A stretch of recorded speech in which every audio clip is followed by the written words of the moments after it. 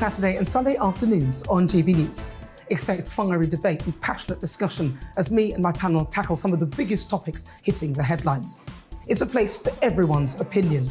No one gets cancelled, but no one gets an easy ride. Oh, she's on it today! Be ready for conversations that are fierce, frank, and of course, fun. Every Saturday and Sunday afternoon from 4 p.m. on GB News, the People's Channel.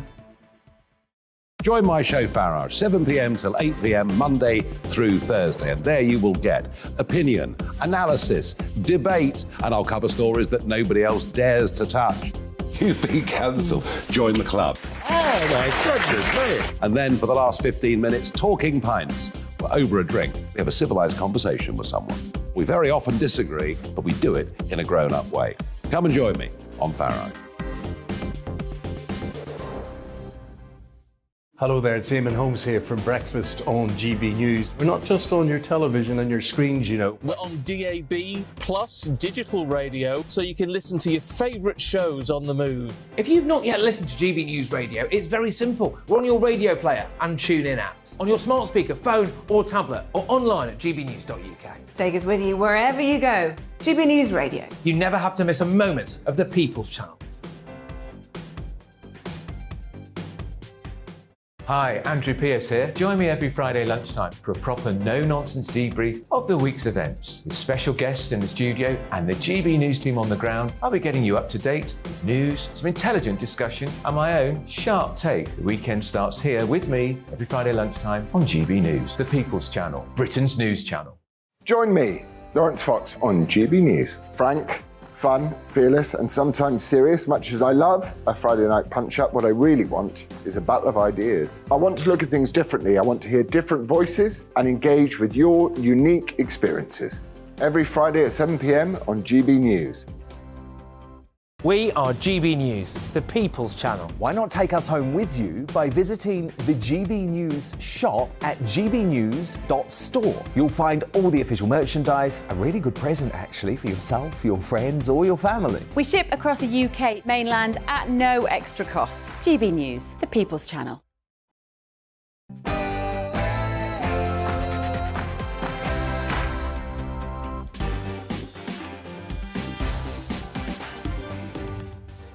Good evening, how are you? Welcome to Mark Dolan Tonight. My guests this hour, former MEP Godfrey Bloom will be discussing the crisis in the Conservative Party and the West Lancashire by-election.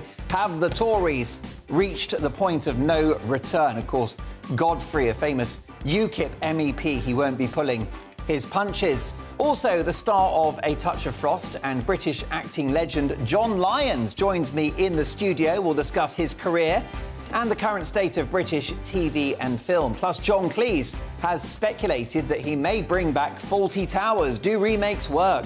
Does it risk tainting his legacy? And the Queen of Clean herself, Kim Woodburn, will be joining me for another fiery and potentially saucy discussion. Yes, the 14th of February is Valentine's Day. It's next week. Don't forget about that one, chaps. But is it now just a gimmick? We'll get to that shortly. But first, the headlines with Bethany Elsey.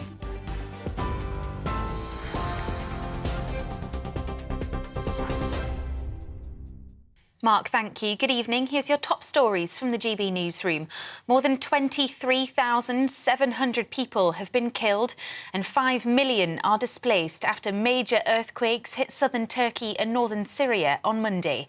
Several children have been rescued from the rubble today, including a 10-day-old baby and his mother, who survived 4 days in a collapsed building. An appeal by the UK's Disasters Emergency Committee has raised more than £30 million in its first 24 hours. Meanwhile, Syria's government has given permission for humanitarian aid to be sent to rebel-held areas. Turkey's President Erdogan says rescue efforts aren't going to be as fast as he'd hoped. Despite the fact that we've gathered perhaps one of the largest search and rescue teams to the region, with more than 141,000 members, unfortunately, it's a fact that we've not been able to respond as fast as we'd hoped. In the last few minutes, President Joe Biden has ordered a high-altitude object to be shot down over Alaska. A US fighter jet brought down the object that was the size of a small car. The White House spokesperson John Kirby says many details are currently unknown. This is, of course, a developing story, and we'll bring you more details as we get them. The RMT has rejected the latest offers from both Network Rail and the train operating companies, with the General Secretary describing them as dreadful. The pay deal was 9% over 2 years, but Mick Lynch says it doesn't meet expectations on job security or working conditions. The Rail Delivery Group described their offer as fair and said some members will be deeply dismayed at the rejection. But the RMT's former Assistant General Secretary, Steve Headley, told GB News members want more money. Inflation last year was 11.5%. This year it's already 10.5%. It may go up, it may go down, we don't know. But when inflation goes down, it doesn't mean prices come down, it just means they stop rising so quickly. So quite rightly, the RMT membership said that a 12% pay cut over 2 years is not acceptable in real terms. The latest figures show the economy narrowly avoided falling into recession in the final quarter of last year. Data from the Office for National Statistics shows the economy saw zero growth between October and December, but the overall annual GDP rate grew by 4.1%. The Chancellor, Jeremy Hunt, welcomed the figures but warned there's still more to be done. We are not out of the woods. Inflation is still much too high. That is causing pain for families up and down the country, which is why we need to stick to our plan to halve inflation. If we do that and play to our strengths in science and technology, we really can be one of the most prosperous countries in Europe. You're up to date on TV, online and DAB+ radio. This is GB News. Now let's get back to Mark.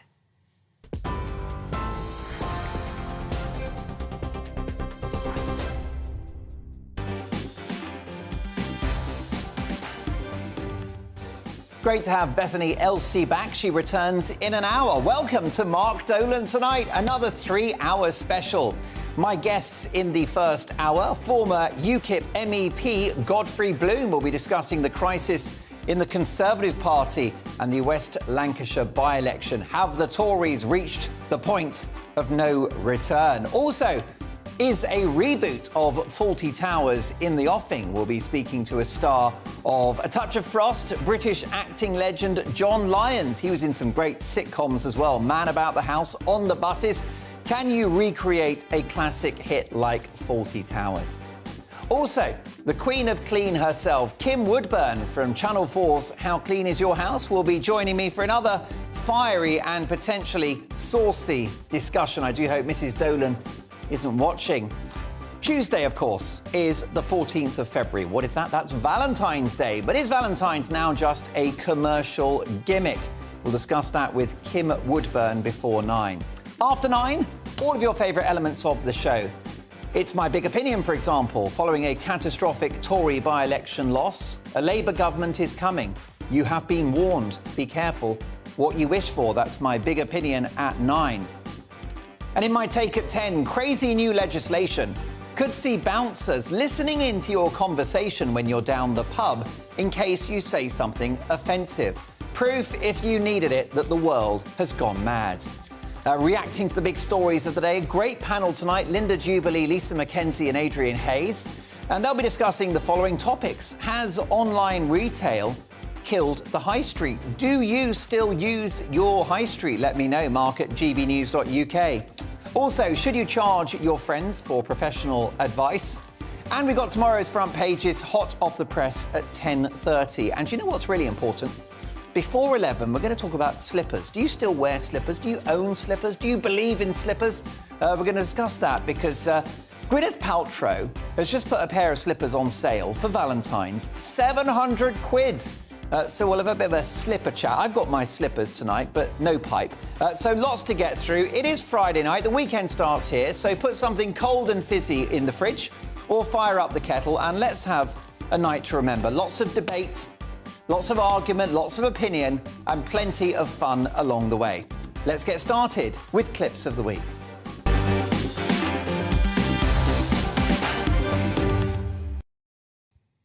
It's time now for Clips of the Week, the highs and lows of 7 days of GB News. Now, Father Calvin Robinson put fellow panellist Rebecca Reid in a rather awkward situation on Dan Wootton tonight, forgetting that he's a man of the cloth. Because I can spend my money on whatever I like. Well, is vodka carbon friendly? I could give you £10 and you could give me a service in return. Now, behave yourself. Behave yourself. What an outrageous comment, offering the gorgeous Rebecca Reid only £10 for her services. I'd give her at least 15 quid and an egg and cress sandwich. Now, as you know, I like to ask the tough questions on my show, and just occasionally they work. Here I am posing a brain teaser to Republican supporter Dr. Carol Lieberman, speaking to us live from the United States. And let's put it frankly, she's no fan of Joe Biden. At encroaching dementia, and it has done nothing but encroach further as time has gone by. How are you able to make that diagnosis not having examined Joe Biden, Carol? Okay, good question. Well, thanks, Carol. I've been doing this for years now. Let's move on to a fiery exchange of words on the Patrick Christys show the other day between two Scottish nationalists. Take a listen. Yeah, all right. Guys, you know what? I'm going to leave it. To be honest with you, it's just two angry Scottish men shouting at each other now. We're going to leave it. Get them off. Yes, thank you very much. About time. Good grief. Neil Humby there. Get them off. I don't think nakedness would help the matter in any way at all. Well, it looks like the independence campaign is going great, lads. Do keep up the good work. Now, here on the channel, sometimes presenters and their guests fall out, yelling at each other, violent disagreements. But sometimes it gets even worse than that. I don't see anybody afraid. I'm going to come over and give him a kiss. No, you're not. That absolutely does terrify me. Don't kiss him, Andrew. You don't know where he's been. Now, I was covering for the brilliant Laurence Fox on Wednesday. We had great fun. And there was, at last, finally, some good news for once. Economic think tank has forecast that Britain will avoid a recession not only in the final 3 months of 2022, but throughout 2023. That's right, no recession this year. Thank God for that. No recession for the UK. Nick Dixon covered the story on Headliners. He must have been just as ecstatic as I was. I'm not sure whether to be confident. I mean, we'll avoid a recession, but it'll still feel like one. It's like saying you won't be sexually assaulted, but it'll feel like you have been. Yeah. Is it any better? Well, that's one way to describe it, Nick. Now, I was handing over to the brilliant Dan Wootton last night, and I'll be honest with you, he got a little excited. You are live, and you're sexy too, let me tell you. I was totally engrossed by that. I wanted to keep hearing about the story behind Big Dipper. Dan loves a Big Dipper, let me tell you. Now, Patrick Christys is never scared of tackling the big topics. I just need to warn viewers, this next clip is not for the faint-hearted. That's Crispy Christys, everybody. There we go. That is me doing my impression of Sam Smith. Crispy Christys, oink, oink. Now, we all know about the world's great impressionists, Rory Bremner, Alistair McGowan, Mike Yarwood, but they've met their match. Here is our very own Nigel Farage doing his best Donald Trump impression. He's so great. He's the best. Uncanny. And we finish once again with Nigel, who has delivered Brexit, shaken up the political scene and mastered broadcasting. There's really only one thing missing from his perfect career. Nigel Farage, the musical. Take it away, boys. 9 to 10. Time to get back control of our borders. 9 to 10. I kid you not. 9 to 10. The answer's a big fat no. He's Nigel Farage.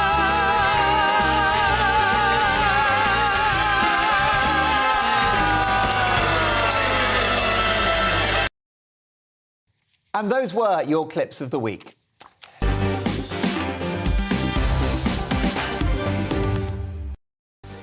If you see anything clip-worthy over the next 7 days, whether you're watching on GB News or if you're listening on GB News Radio on DAB+, drop me a line, Mark at GB News.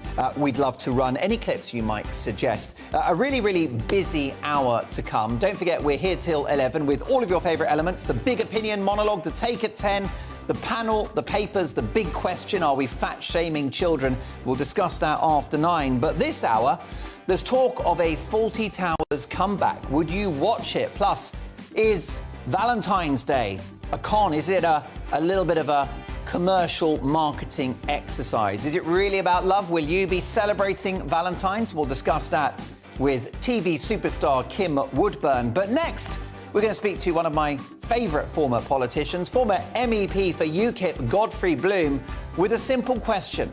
Have the Tories reached the point of no return? See you in 3.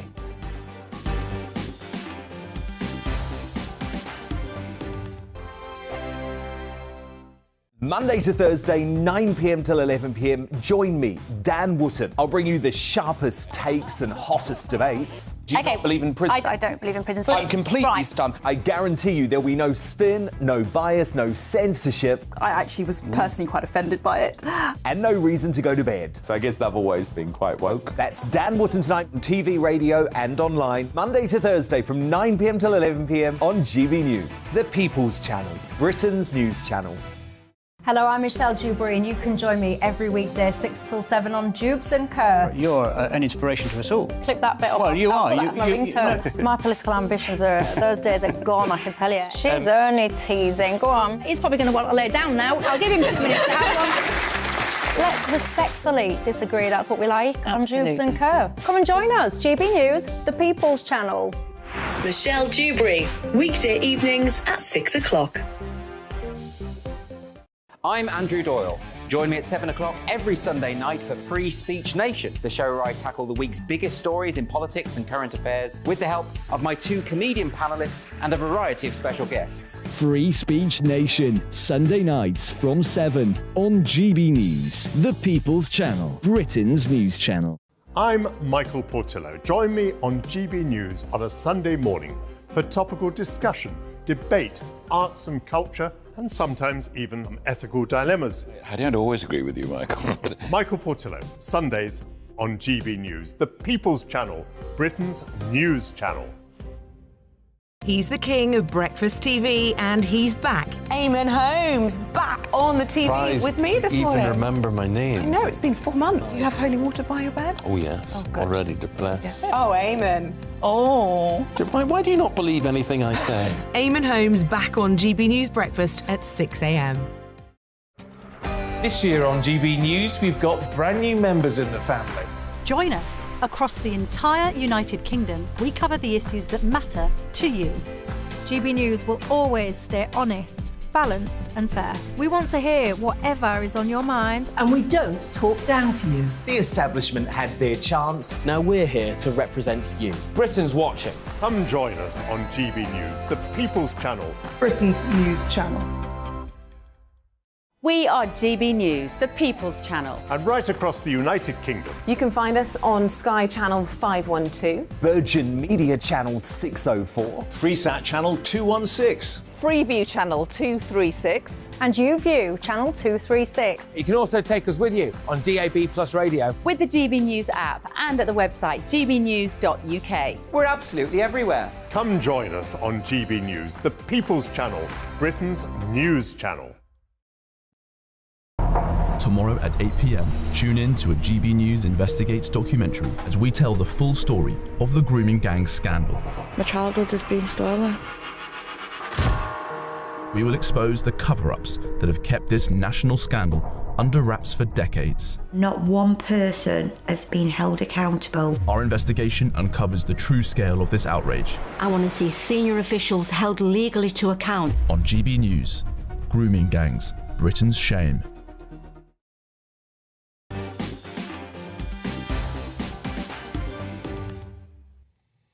Are we fat-shaming kids? That's our big question debate after 9. Plus after 9, I'll be dealing with the Conservative Party and their rather disappointing performance at the West Lancashire by-election yesterday. But let's reflect on that right now. It was the worst defeat they've suffered in the history of that constituency, causing many commentators to predict total election wipeout next year. So, how can the Tories stop the bleeding, as the Telegraph's Christopher Chope put it in the paper today? Let's get the view of a man who's never afraid to drop a truth bomb or two. Political commentator and former member of the European Parliament for Yorkshire and Humber under UKIP, Godfrey Bloom. Good evening, Godfrey. Good evening to you. Great to have you on the show. Have the Tories, Godfrey, reached the point of no return? Is it over for them? Do they have any hope in 2024? Well, politics is a funny game, but of course they've really done this to themselves, haven't they? I mean, the country voted Conservative on two bases. Firstly, they thought they'd get a Conservative government, which is associated with low taxation, low regulation, and so on and so forth, historically, or certainly to that effect, and to get Brexit done. Well, they've seemed to have failed on just about every single count. Yes, we withdrew our commissioners and we've withdrawn our MEPs, but we don't really have Brexit as we understand it. There has been no bonfire of the EU regulations. We've barely touched it. We're still paying them lots and lots of money. We paid them £2.5 billion, I think it was only last week, for a very obscure reason. We're now more highly taxed in the country's history, last 50 years history. So we're now suffering a very high tax burden.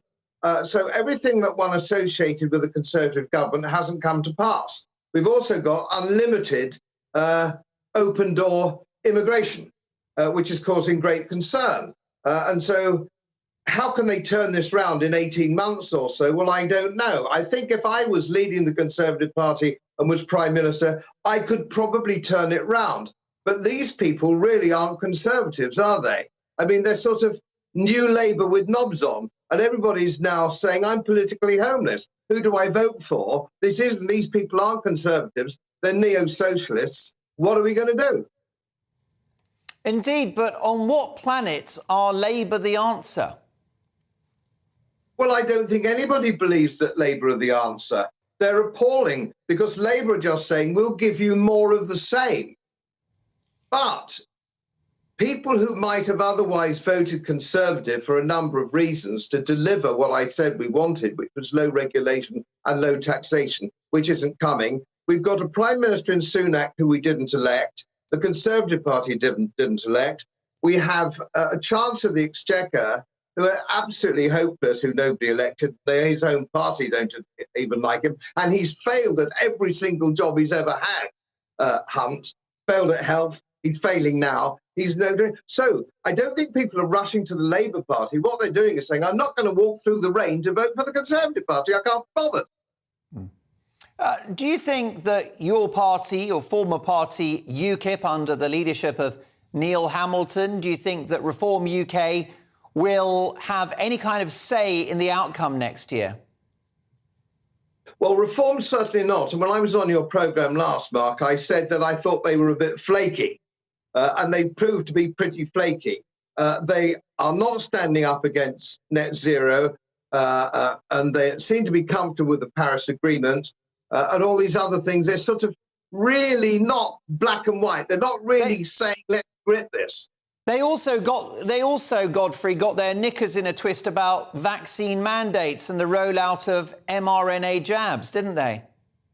They did indeed. They came out in favour of Big Pharma. So they've come out in favour of Big Pharma, net zero, and they still haven't actually said they're going to mobilise the Royal Navy and actually tow these boats back. They've hinted at it, but it's not in black and white. So no, they're not the alternative, are they? They're not really a serious alternative. And I said when we spoke last about it, Mark, if you're going to be a new party on the block, you have to be absolutely definitive, and you need a firm leader, a charismatic leader, and you have to be talking the language of your man on the Clapham omnibus. And they're not doing that. However, Godfrey, why do I get so many emails from my viewers saying, I'll never vote Tory again, I'll never vote Labour again. It is Reform for me. It is Richard Tice.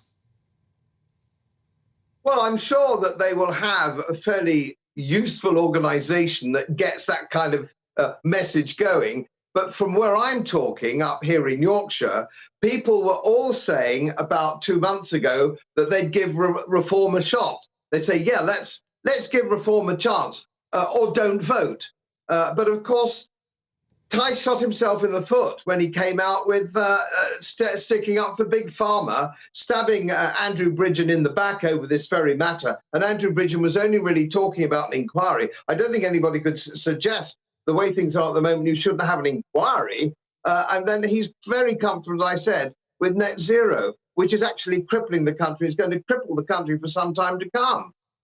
So I think when the election comes along, and the reform member spokesmen come on, they're going to be torn to shreds by chaps like you. However, concerns about net zero, an aspiration to have low taxation, low regulation, are these not a fringe interest?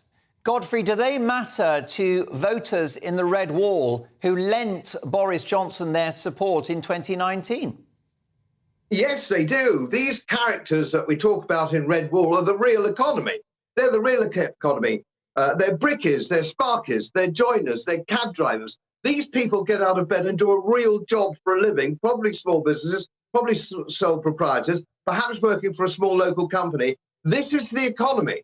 This is the economy. This is 80% of the British economy are these people. They matter deeply. And what they're saying is, for God's sake, stop taxing me to death. Stop regulating me to death, stop mass immigration, and stop this crazy net zero policy. I can't afford to heat my house.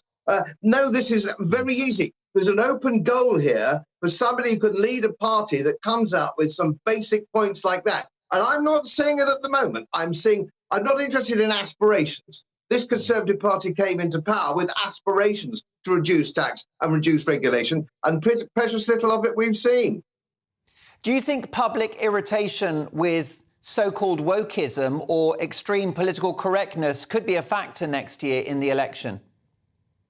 Yes, I think it is. I mean, everybody's saying, I've got several friends now who are homeschooling, taking their children out of school, homeschooling. They're most uncomfortable what children are being taught at school. They're most uncomfortable about that. And I think that's playing as well. Wokeism, yes, people hate wokeism. And I've said this before in politics. The country is divided. I believe the country to be divided into two bits. There are those people who work in the wealth-creating sector and those people who work in the wealth-consuming sector.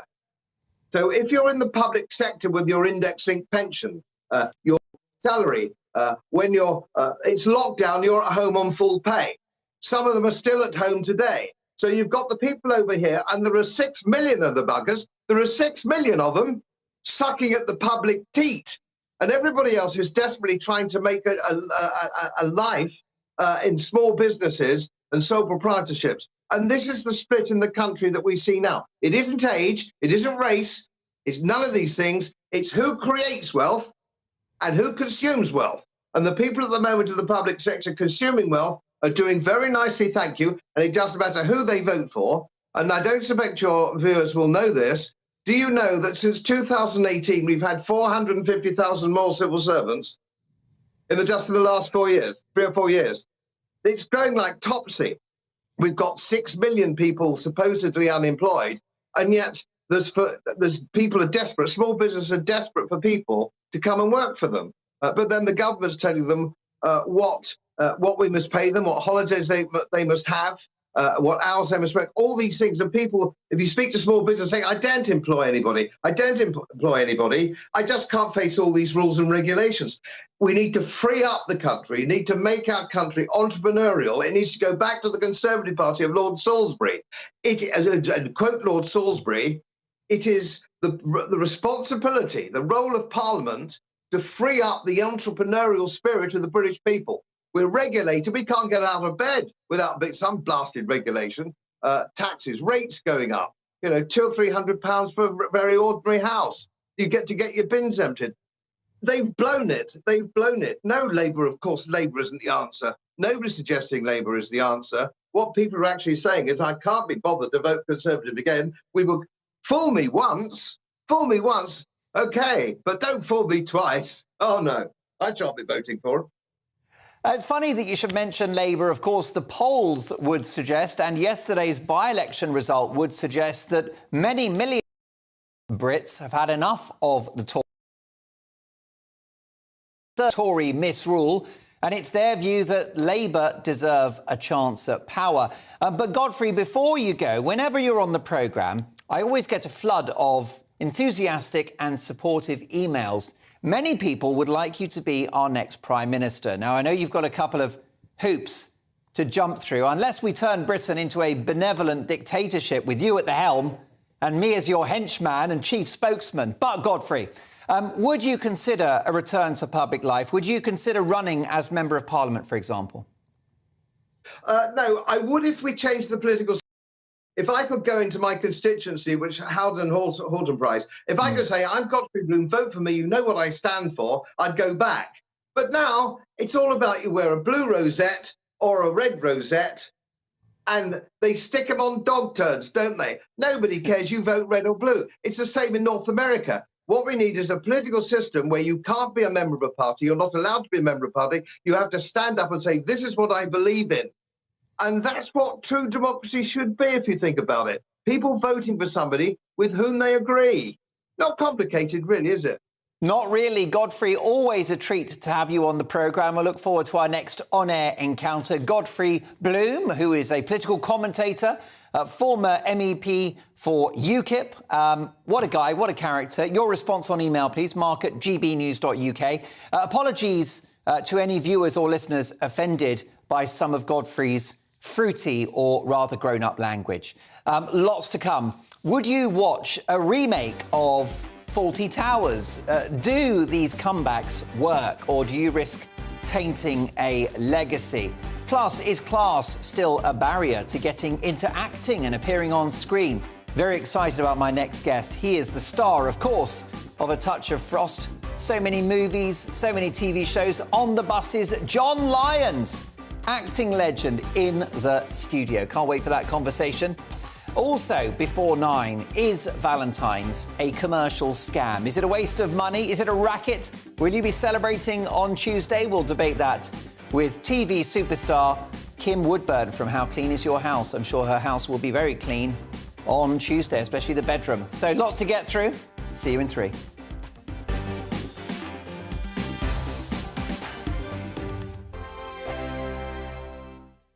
I'm Simon Evans. Join me on GB News for Headliners at 11 p.m. What's the scoop? I'll be joined by 2 of the country's top comedians. That's right. As we take a look at tomorrow's newspapers tonight. We're going to get into trouble. If it's a big story, we'll be covering it. Spill some tea on him. There we go. But we'll also have some fun. I wouldn't stick up a bank. My father didn't love me. So anyway. Headliners every night from 11 on GB News, the People's Channel, Britain's news channel. Monday to Thursday on GB News, it's Bev Turner Today from 10 a.m. We're going to be here for you, our GB News family, to keep you up to date, but also make you smile. The guy went from puberty to adultery. And I can't wait to bring a few of my own opinions. I have no time for cultural totalitarianism. We'll engage in passionate, but always polite debate, with your thoughts and opinions at the centre of it all. Only on GB News, the People's Channel, Britain's news channel. I'm Mark White. As GB News Home and Security Editor, I cover those key issues that are so important to you. Our authorities, our communities doing all they can to combat violent crime. With the public services under unbearable strain, why are we still failing to control our borders? Defence, the first priority of any government, has been continually hollowed out. Can we trust our politicians to protect the armed forces? Join me, Mark White, on GB News. We are GB News, and we'd like to say thank you to each and every one of you for bringing us your conversations, for helping our great nation find its voice. We are here for you on radio, television, and online, across England, Scotland, Wales, and Northern Ireland. It's not the BBC, you actually get your facts right. We are proud to be GB News, the People's Channel, Britain's news channel. I'm Michael Portillo. Join me on GB News on a Sunday morning for topical discussion, debate, arts and culture, and sometimes even some ethical dilemmas. I don't always agree with you, Michael. Michael Portillo, Sundays on GB News, the People's Channel, Britain's news channel. Hi, Andrew Pierce here. Join me every Friday lunchtime for a proper no-nonsense debrief of the week's events. With special guests in the studio and the GB News team on the ground, I'll be getting you up to date with news, some intelligent discussion, and my own sharp take. The weekend starts here with me every Friday lunchtime on GB News, the People's Channel, Britain's news channel. Join me, Laurence Fox, on GB News. Frank, fun, fearless, and sometimes serious. Much as I love a Friday night punch-up, what I really want is a battle of ideas. I want to look at things differently. I want to hear different voices and engage with your unique experiences. Every Friday at 7 p.m. on GB News.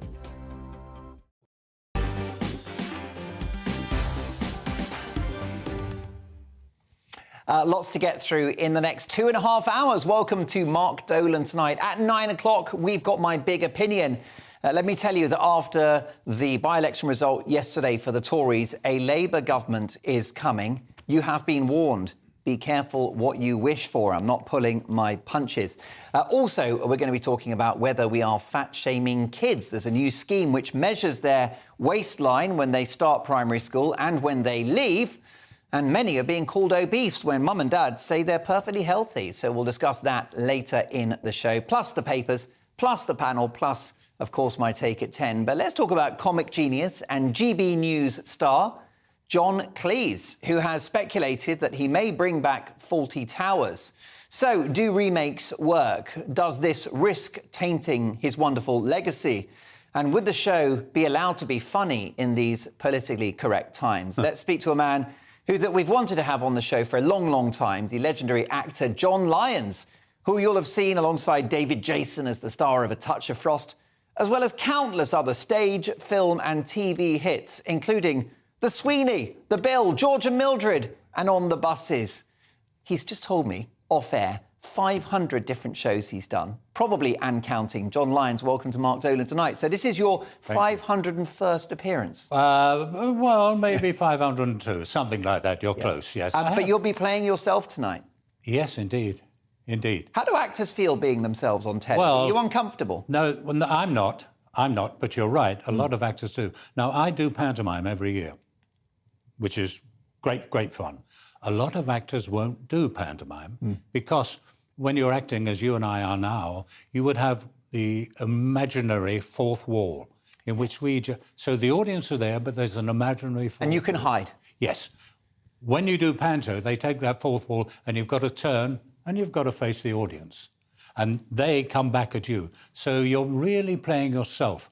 A lot of actors can't do that. It doesn't bother me, but a lot of actors, and I understand it, can't do it. No, so there's different types, aren't there? It's like comedians. I'm a comedian by trade as well as broadcaster, and there are two types of comedians. There's the comedians with the funny bones, who just walk on stage when people are laughing, who are very much as funny as themselves. I think at the moment Peter Kay would qualify. Yes. Tommy Cooper back in the day. And then there are the others who just have the craft and they create a kind of material for themselves, and it's almost like acting. It's the two types, you know. So, well, let's talk about comedy actually, because you've been in some of the biggest comedy shows that we've seen in this country. On the Buses, which is an out-and-out classic. Man About the House, George and Mildred, which was a favourite of mine growing up. Love Thy Neighbour, wonderfully un-PC.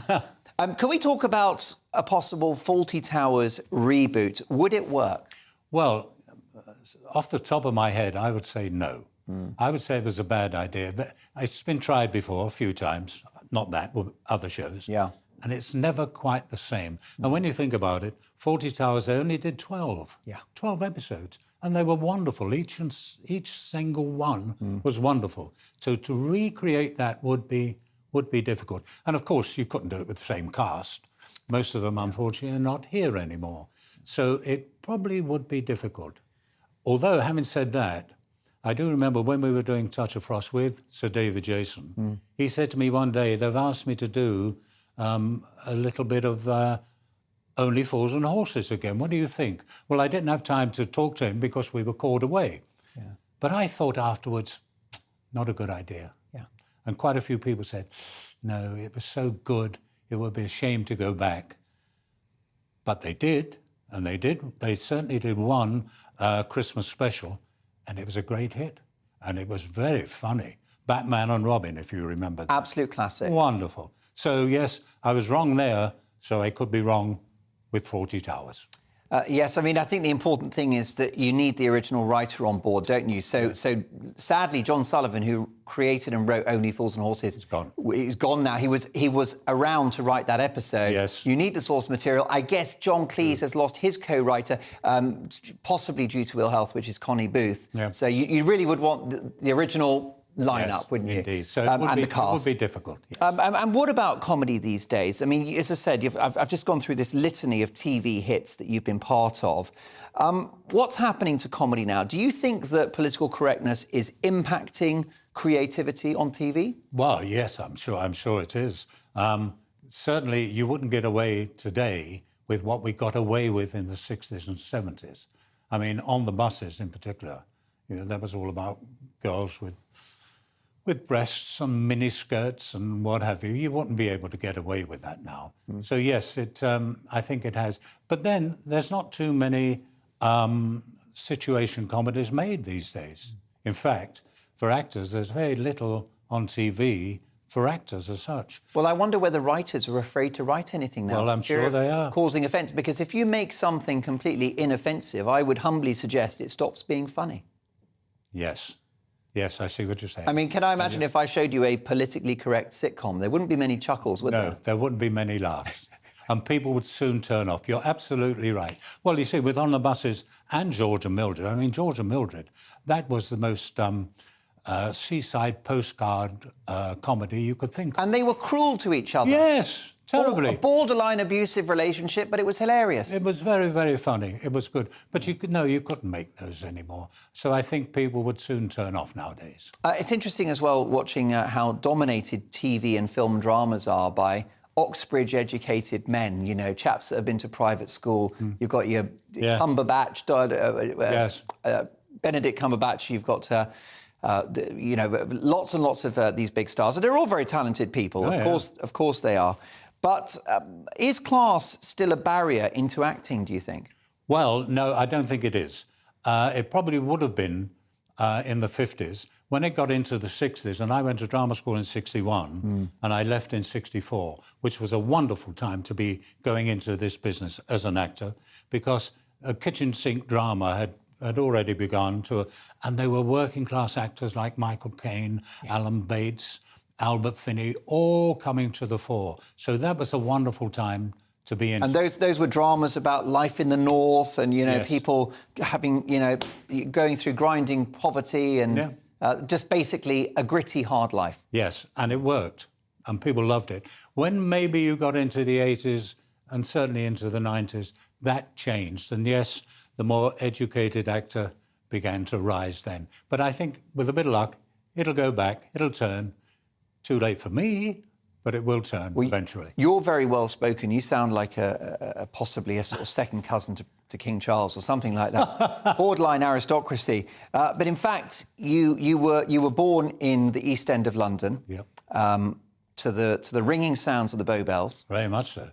And therefore, but you had that accent, your London Cockney accent, trained out of you. Tell me more about that. I did. When I went to drama school, as I say, in 1961, and I had a very strong Cockney accent, very difficult to understand. I was the only one in the school that did have that sort of accent. But one lovely teacher, an older actress, took me under her wing, and she volunteered to come in every morning at 9 o'clock. The school started at 10. To have a one-to-one on elocution. Because she knew that if you wanted to be an actor, yes, you could have a Cockney accent, of course you could, but there wouldn't have been a long career in that. And now, having said that, Michael Caine hasn't done too bad, but there wouldn't have been many, many parts. So you had to do something with it. And she had, very quickly, I'll tell you, she had up her sleeve, she had a little bone about 3/4 of an inch high, with a groove at each end. She put it in my mouth, in my teeth, like that. So I would think that way and not that way. That is which remarkable. is what I was doing, that way. So it did that. The second thing it did for me, which was wonderful, it made this tongue, this muscle in your throat, start to come forward and start to move. and start to pronounce words like think instead of think. Isn't that something? Thought instead of thought. So that did that. And the third thing it did for me, which was wonderful, most Cockneys, their voice is up in the throat. It's up here. Oh, yes. Doing that. So it took my voice down there, Bob Hoskins and all of that, yeah, it's up in the throat. But it took the voice down into my diaphragm, which was, because we were taught then, not for TV, but for theatre, to reach the back of the theatre. So you needed this sort of voice. And that's, thank God I did that every day, well, 5 days a week for 3 years. And it's worked, and thank God it has worked, because since then I've played many parts, not just Cockney villains. That's exactly right. A chameleon. You were in the Blues Brothers 2000, which was a massive hit movie. You've done so many things, lots of different genres. You've worked with some big names as well. I think many of my viewers will be very excited just to hear you utter the words Sir David Jason. Sir David Jason. Tell me about working with this guy, because, I mean, he's got to be Britain's best-loved comedy actor. Yes. With more than one hit under his belt, not just Only Fools and Horses, A Touch of Frost. Yes. Darling Buds and May as Pa Larkin. All of those. And then, of course, his early career on Porridge. Very much so. You know, and some Open All Hours. That's right. Yeah. So a litany of hits. Tell me about working with someone like Sir David Jason. Is he a big ego? Are you allowed to make eye contact with him? What's the story? Oh, no. Far from it. Completely, for me, the opposite way round. I found David, and I was with him for 17 and a half years. Yeah. And I found him the most generous actor you could ever work with. Really? No, I don't mean money-wise, but in giving. He would give to you. He wanted everybody to be part of the show. It wasn't just him. He was the star of the show, but he didn't want it just to be me. He wanted us all to have... In fact, quite a few occasions, he gave me quite a few of his lines. However, your moustache is a lot more dashing than his, I'm going to say that. You are a handsome devil. Well, you're overdoing it. No, have you ever played a kind of a card, you know, sort of a chancer that the girls fall in love with and you break their hearts? Because I cast you in that straight way. I tell you what, yes, I did. I did Crossroads. Oh, what a great soap opera that was. And I was a villain in that, yeah. Oh, yes. A handsome villain. Yes, I turned up and I romanced the girl in the beauty parlour. Spare me and the at details. the end of it, Family show. I disappeared with her jewels. Oh, well, Yes. I'm glad that's all you took. Amazing. Have you got projects in the pipeline? Yes, I'm going on tour, and I have done it for the last 3 years, playing the part of Father Brown. Amazing. So there you are. How different is that for a Cockney boy? Definitely. Father Brown, I shall go off on tour again this year. So, yes, I do mostly nowadays theatre. Brilliant. Well, long may that wonderful career prosper. Privileged to have you in the studio. John Lyons. Do check out Father Brown, which is touring the United Kingdom as we speak. Well, look, next up, Tuesday is Valentine's Day, but is it a gimmick? Is it a commercial exercise? Will you be celebrating? Will you be writing a card? Will you be receiving a card? We'll get the views of TV star Kim Woodburn from How Clean Is Your House? That's next.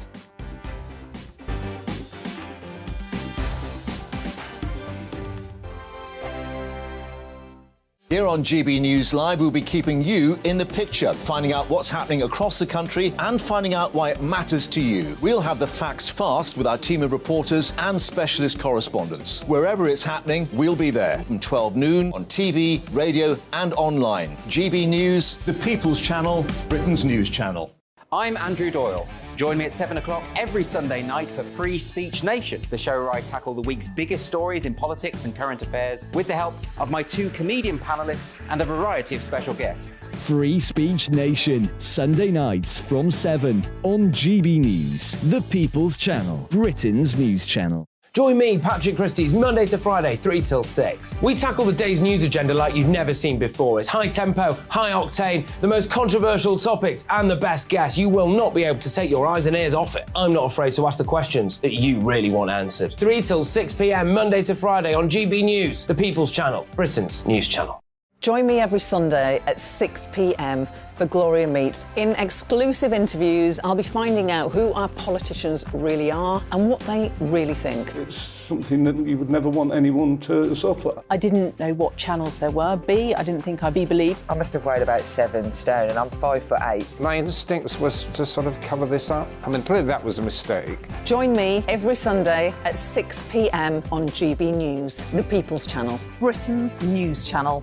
We are GB News, right across the nation. You can get us on television, on radio, on digital. We're absolutely everywhere. Amazing. You see, amazing. You remind me of me in the European Parliament. But here's the most important bit. We are not part of the mainstream establishment. We think and speak just like you do. We are the People's Channel. Magnificent. That's really, really thoughtful. Come and join us on GB News, the People's News Channel. Monday to Thursday, 9 p.m. till 11 p.m. Join me, Dan Wootton. I'll bring you the sharpest takes and hottest debates. Do you not believe in prisons? I don't believe in prisons. I'm completely stunned. I guarantee you there'll be no spin, no bias, no censorship. I actually was personally quite offended by it. And no reason to go to bed. So I guess they've always been quite woke. That's Dan Wootton tonight on TV, radio and online. Monday to Thursday from 9 p.m. till 11 p.m. on GB News. The People's Channel, Britain's news channel. This year on GB News, we've got brand new members in the family. Join us. Across the entire United Kingdom, we cover the issues that matter to you. GB News will always stay honest, balanced and fair. We want to hear whatever is on your mind. And we don't talk down to you. The establishment had their chance. Now we're here to represent you. Britain's watching. Come join us on GB News, the People's Channel. Britain's news channel.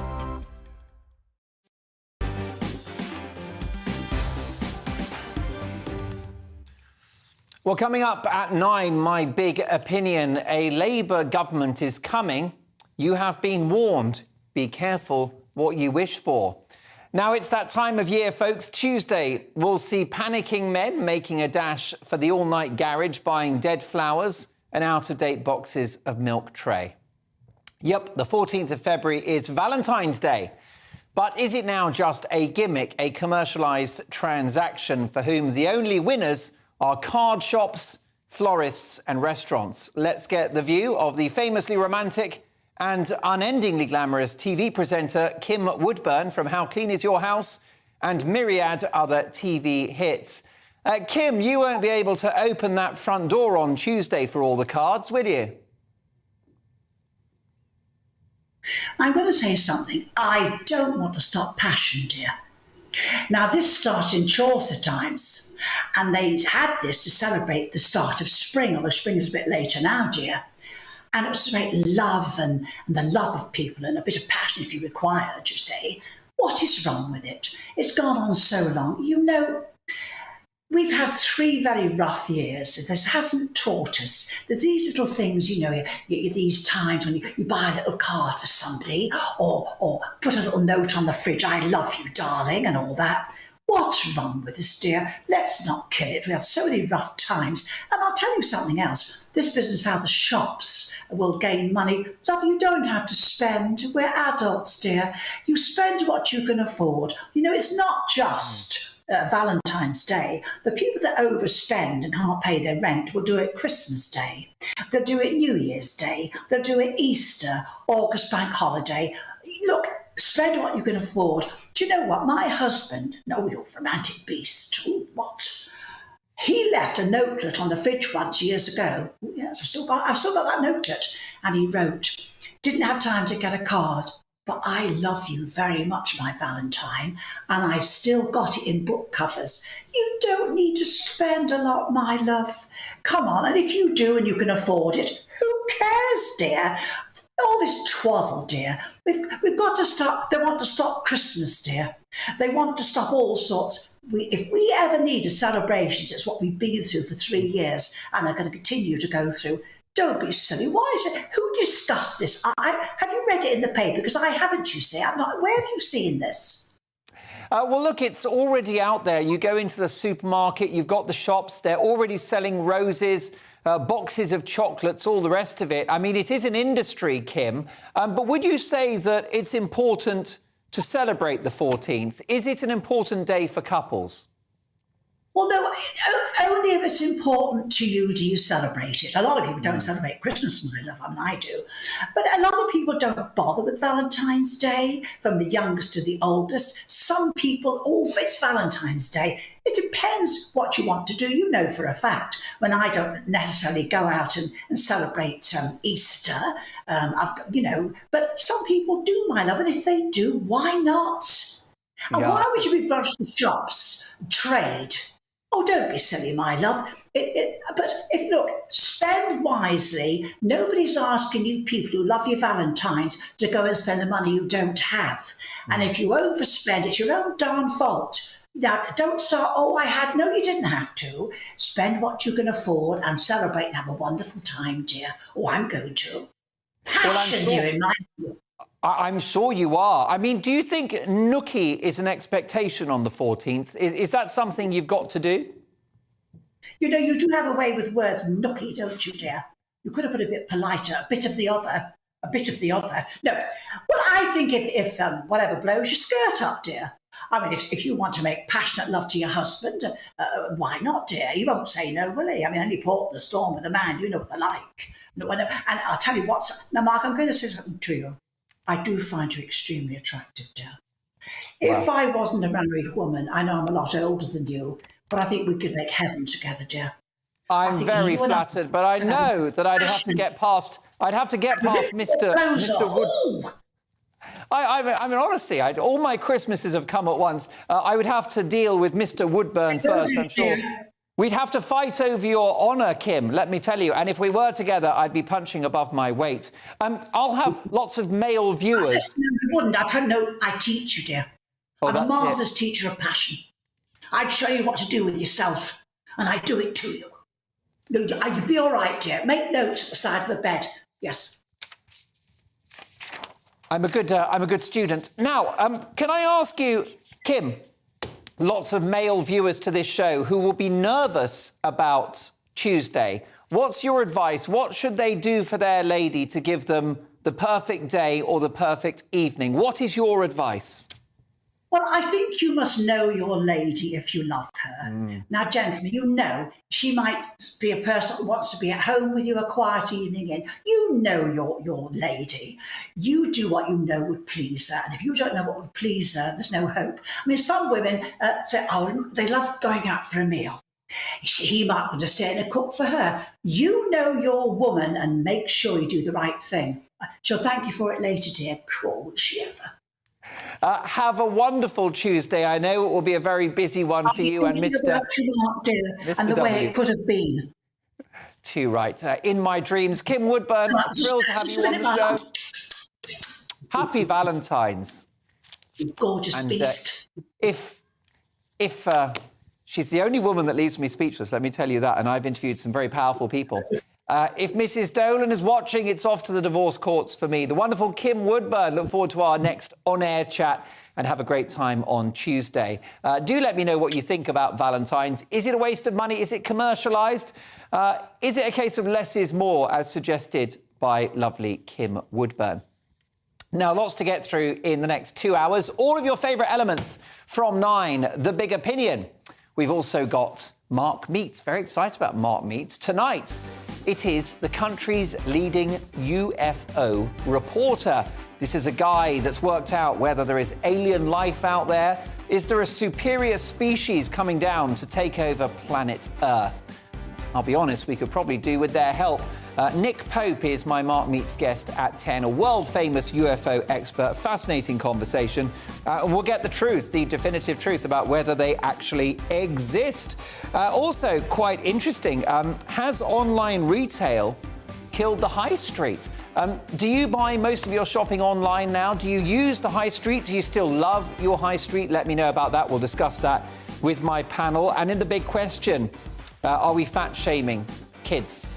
You've got a new NHS app which is calling kids that many parents think are healthy, calling them fatties. So we'll discuss that with 2 top experts. Plus, the papers, my all-star panel. We've got the take at 10. And coming up, in my big opinion, a Labour government is coming. but be careful what you wish for. In terms of the Tories, is it a case of better the devil you know? And in my take at 10 o'clock, love this story. The authorities are potentially going to have bouncers listening into your conversation when you're in the pub. So you're having a pint, you make a rude joke, and then bang, you're going down. Welcome to Bonkers 2023. We'll be discussing that in my take at 10. So lots to get through. Big opinion next. Keep it GB News. And most importantly, keep it Mark Dolan tonight.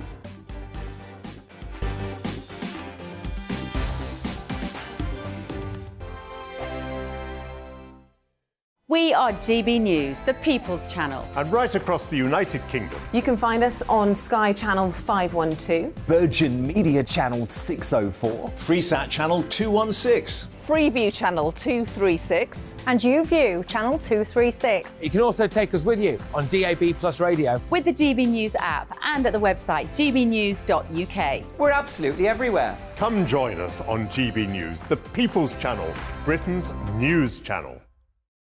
Join me, Nana Akue, Saturday and Sunday afternoons on GB News. Expect fiery debate and passionate discussion as me and my panel tackle some of the biggest topics hitting the headlines. It's a place for everyone's opinion. No one gets cancelled, but no one gets an easy ride. Oh, she's on it today! Be ready for conversations that are fierce, frank, and of course, fun. Every Saturday and Sunday afternoon from 4 p.m. on GB News, the People's Channel. Join my show Farage, 7 p.m. till 8 p.m. Monday through Thursday. And there you will get opinion, analysis, debate, and I'll cover stories that nobody else dares to touch. You've been cancelled. Join the club. Oh, my goodness me. And then for the last 15 minutes, talking pints. We're over a drink. We have a civilised conversation with someone. We very often disagree, but we do it in a grown-up way. Come and join me on Farage.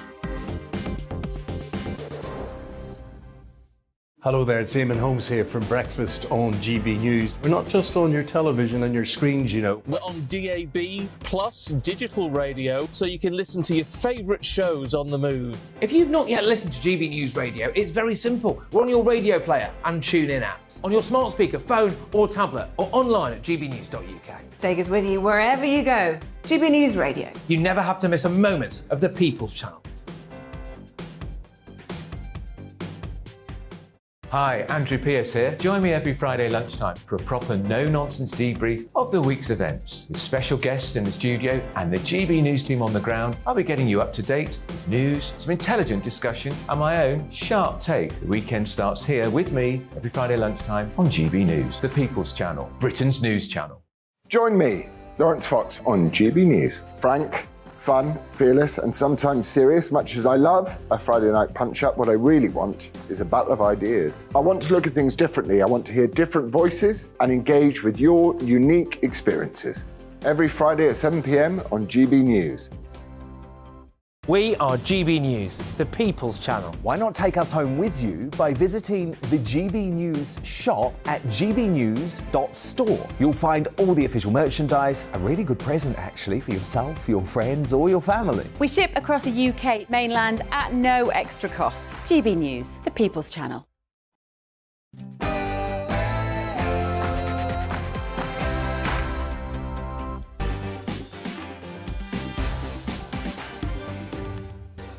It's exactly 10 o'clock on Mark Dolan tonight. In my big opinion, following a catastrophic Tory by-election loss, a Labour government is coming. You have been warned.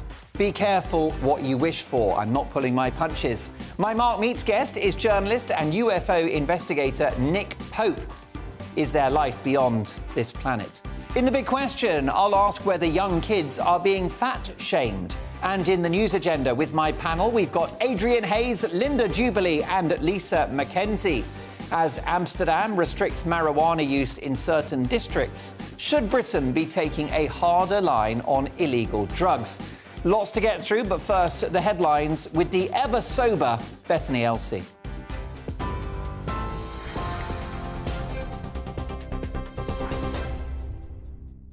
Mark, thank you. Good evening. I'm Bethany Elsey with your top stories from the GB newsroom, and we'll start with some breaking news. President Joe Biden has ordered a high-altitude object the size of a small car to be shot down over Alaska.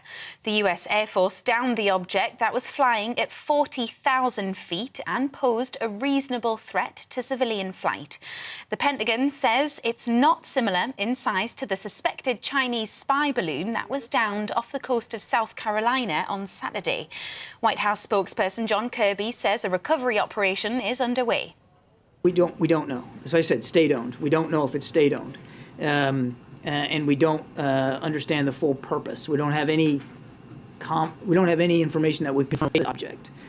We do expect to be able to recover the debris since it fell not only within our territorial space but on what we believe is frozen water. So a recovery effort will be made, and we're hopeful that it'll be successful, and then we can learn a little bit more about it. More than 23,700 people have been killed and 5 million are displaced after major earthquakes hit southern Turkey and northern Syria on Monday. Several children have been rescued from the rubble today, including a 10-day-old baby and his mother, who survived 4 days in a collapsed building. An appeal by the UK's Disasters Emergency Committee has raised more than £30 million in its first 24 hours. Meanwhile, Syria's government has given permission for humanitarian aid to be sent to rebel-held areas 5 days after the disaster struck. The latest figures show the UK economy narrowly avoided falling into recession in the final quarter of last year. Data from the Office for National Statistics shows the economy saw zero growth between October and December, but the overall annual GDP rate grew by 4.1%. The Chancellor, Jeremy Hunt, welcomed the figures but warned there's still more to be done. We are not out of the woods. Inflation is still much too high. That is causing pain for families up and down the country, which is why we need to stick to our plan to halve inflation. If we do that and play to our strengths in science and technology, we really can be one of the most prosperous countries in Europe. And the RMT has rejected the latest offers from both Network Rail and the train operating companies, with the General Secretary describing them as dreadful. The pay deal was 9% over 2 years, but Mick Lynch says it doesn't meet expectations on job security or working conditions. The Rail Delivery Group described their offer as fair and said some members will be deeply dismayed by the rejection. You're up to date on TV, online and DAB+ radio. This is GB News. Now let's get back to Mark.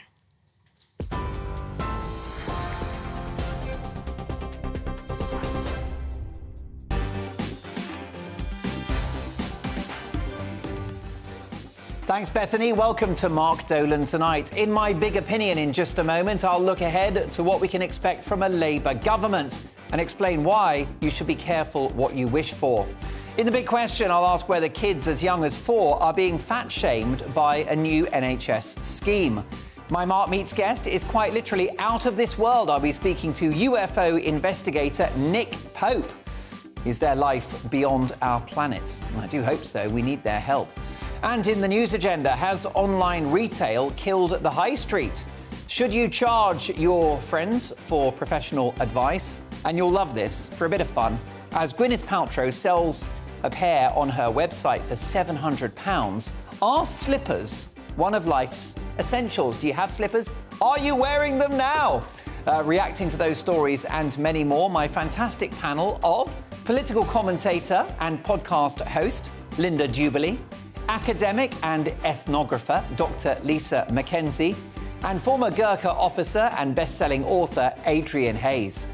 Now, I want to hear from you throughout the show, mark at gbnews.uk. This programme has a golden rule. We don't do boring. Not on my watch. I just won't have it. So for the next 2 hours, big debates, big guests, and always big opinions. Let's start with this one.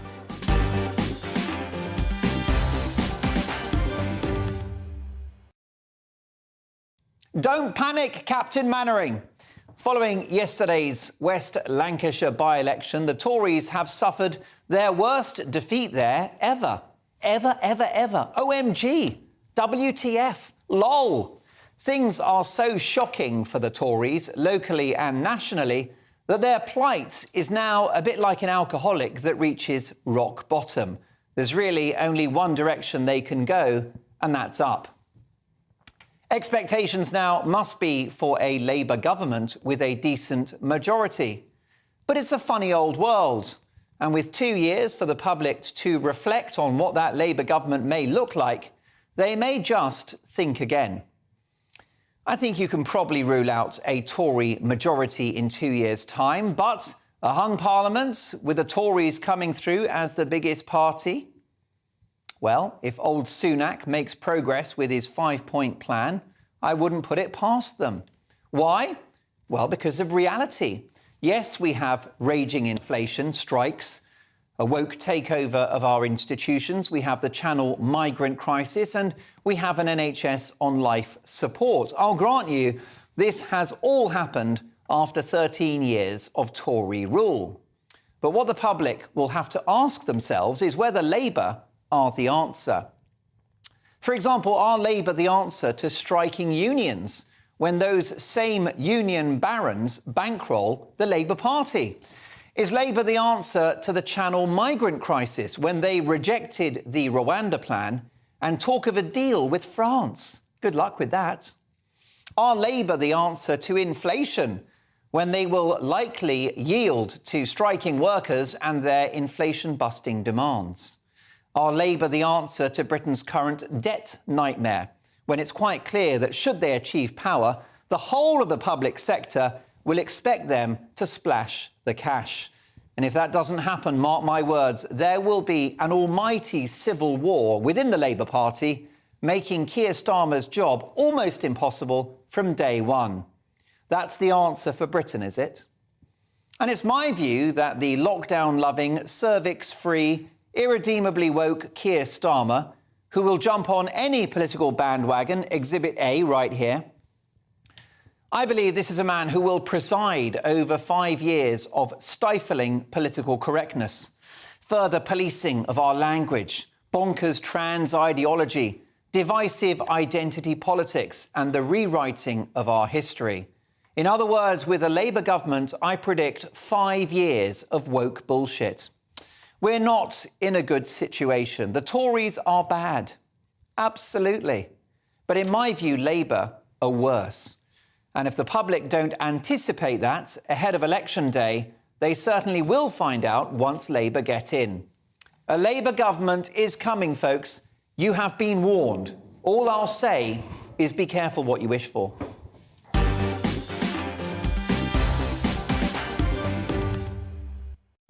Now, what is your view? Do let me know. Labour would argue that the Tories have been catastrophic and it's time for change. Labour would point to a wrecked economy under the Tories, up to 1,000 people entering the country illegally every day, an NHS in crisis, spiralling debt, sleaze, allegations of bullying by ministers, and a cost of living crisis. Labour would argue the Tories have caused all of that. They would also call the woke stuff simply aiming for a more caring, tolerant, inclusive society. Labour would argue it's their turn. But what do you think? Let me know your thoughts. Have Labour got your vote this time round? Mark at gbnews.uk. They don't have mine, but let's get the view now of my fantastic panel. The political commentator Linda Dewberry, the academic and ethnographer Lisa Mackenzie, and the former Gurkha officer and best-selling author Adrian Hayes. He doesn't like being called a military hero, but a military hero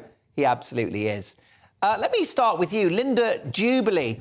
A Labour government is coming. Be careful what you wish for. That's absolutely true. I don't, by the way, think it's a foregone conclusion. I think there are key people in the Conservative Party who are actually trying to estimate the margin of defeat, so I think it's likely. But I think the real problem here, and I thought this when I was watching TV this week, and we all saw President Zelensky from Ukraine addressing all our politicians in the Great Hall in Westminster, and I'm wondering what has gone wrong with our political class. Where are our heroes, like President Zelensky? We can't all fight a war, but there are very, very many battles to be fought here in the UK, and I simply don't see many politicians of the right kind of calibre. That's the real problem. The real problem is I think we're caught between a rock and a hard place, and that is going to lead to a very tight framework in the next election. I think the Labour Party is likely to win, but it's not a foregone conclusion. But as I said, the real upset for me is where are our iconic leaders? Indeed. Now, Lisa Mackenzie, I am a floating voter. I'm one of the millions that feels politically homeless. Every time there's an election, I go into the voting booth and I have a think about who to vote for. I kind of make a decision on the day. I have voted Labour at least 3 times in my life. I'll be honest, not for a while. I would humbly suggest the Tories, in a couple of years' time, would be the lesser of 2 evils. What's your view? I mean, the last time I voted was 1997, and I made a decision that I would only ever vote for a party or a political view that I believed in. And guess what? I've not voted since. So, you know, I do my politics elsewhere. But regarding sort of the lesser of 2 evils, I think where we are is the Tories are not liked. They have they've been blamed for a lot of things that they actually are responsible for. But the Labour Party is not liked either. Starmer is not liked. You know, I live in Nottinghamshire, in the Red Wall areas. The people that actually got rid of their Labour politicians in 2019, there is no appetite up there for Labour politicians again. However, they are sick of the Tories. You know, I come from Ashfield, which is where Lee Anderson is the MP, and despite, and I'm not, you know, I am going to not sticking up for him because I don't find his views compatible with mine, but he is a good constituency MP. So I think it's not a foregone conclusion because I think people are going to vote in the next election on the quality of the MP that's in their constituency. And I think that's really difficult for both parties.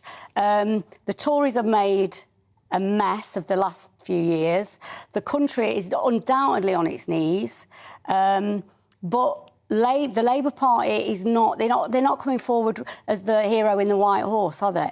I honestly think that Keir Starmer, I don't think he's going to be giving in to, you know, trade union barons, etc., etc. I think he will follow a Tory budget. I think there will be very little difference between a leadership of Keir Starmer and a leadership of Rishi Sunak. And I think that's the electorate's problem. I think, and that's probably your problem as well. Let's get the view of swashbuckling military hero Adrian Hayes. Adrian, I wonder if we're being too harsh on Labour. I wonder if I'm being too harsh on Labour. Have the Tories run out of steam? Just in a purely cyclical sense, do Labour deserve a go at power? Yeah, well, look, as you know, Mark, I try and take a non-political party position on various things. Look, I'm going to take Linda's point first because a saying I heard a few weeks ago, and I've heard a few years ago, is good times create weak people create bad times create strong people create good times. And I've said it for quite a few years. We've never had it so good over the last few decades. You can look at society as another. We'll park that for a minute, but the weakness we've created. But you look at leadership in all institutions, not just politicians, but in the universities, in the church, in the police, in the civil service, and yes, politicians, political class. And I think most people say we've never seen such a weak political class across all divides. I think that's one thing we can all agree on. So that's the first point. As for the Conservatives, they have run out of steam, sadly. And I think what's going to be fascinating with this next election, because Conservatives have always got away with, look, if you vote X, you'll get Labour, or you'll vote this. And I think now this election, people will know Labour are going to win the next election, so they will just vote with their heart, with their feet, who they want for it. It might be very, very surprising, very interesting. A fascinating conversation. What is your view? I'll get to your emails shortly. Mark at gbnews.uk. Is a Labour government now the reality? Is that what's going to happen? Will you be voting for them? Your thoughts. Do you agree? Do you disagree? Let me know, Mark, at gbnews.uk. Later this hour, has online retail destroyed the high street? Do you still use your high street? Do you like your high street? Or is it a ghost town? My Mark Meets guest is top UFO investigator Nick Pope, world famous. He'll be answering a simple question. Is there alien life beyond this planet? But next, we'll talk about planet Earth next. In the big question, are we fat-shaming kids? I'll see you in 3.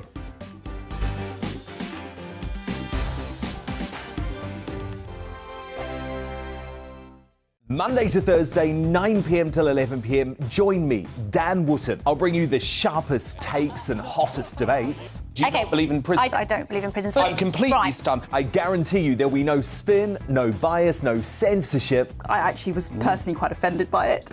And no reason to go to bed. So I guess they've always been quite woke. That's Dan Wootton tonight on TV, radio and online. Monday to Thursday from 9 p.m. till 11 p.m. on GB News, the People's Channel, Britain's news channel.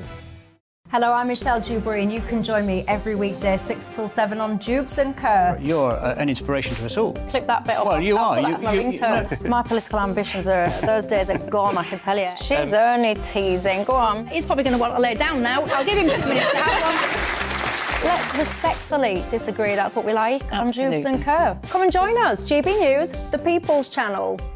Michelle Dewberry, weekday evenings at 6 o'clock.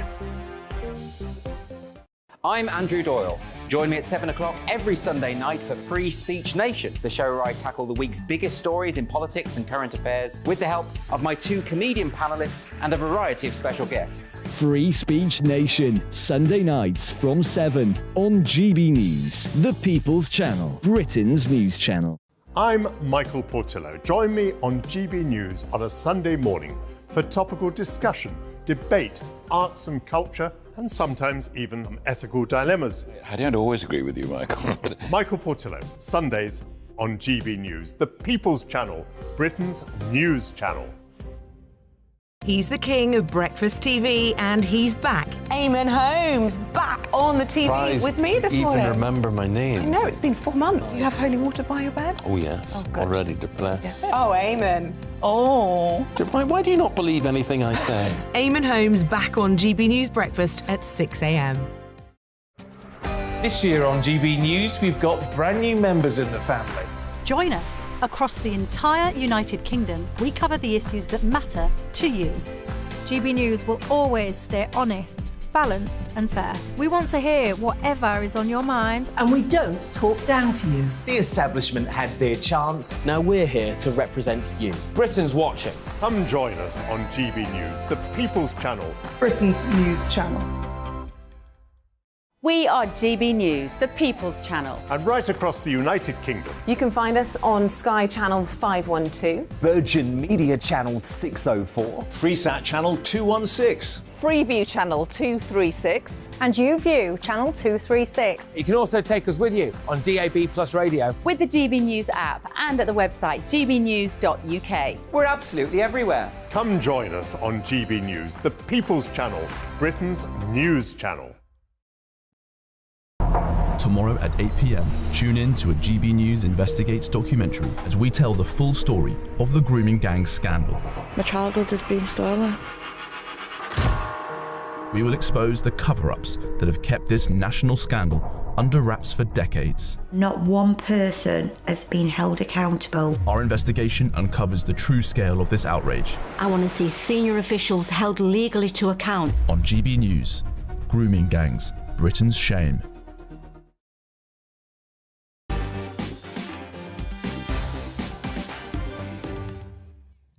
A big reaction to my big opinion. A Labour government is coming.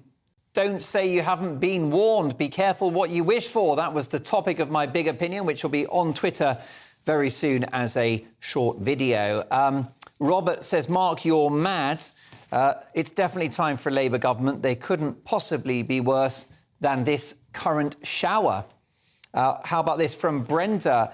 Mark, the Conservatives have done this to themselves. I've always voted Tory, but this time I feel politically homeless. I do believe they can turn this round if they stop the boats and lower taxes. Yes, it's time for change, but it will never be the right time for Labour.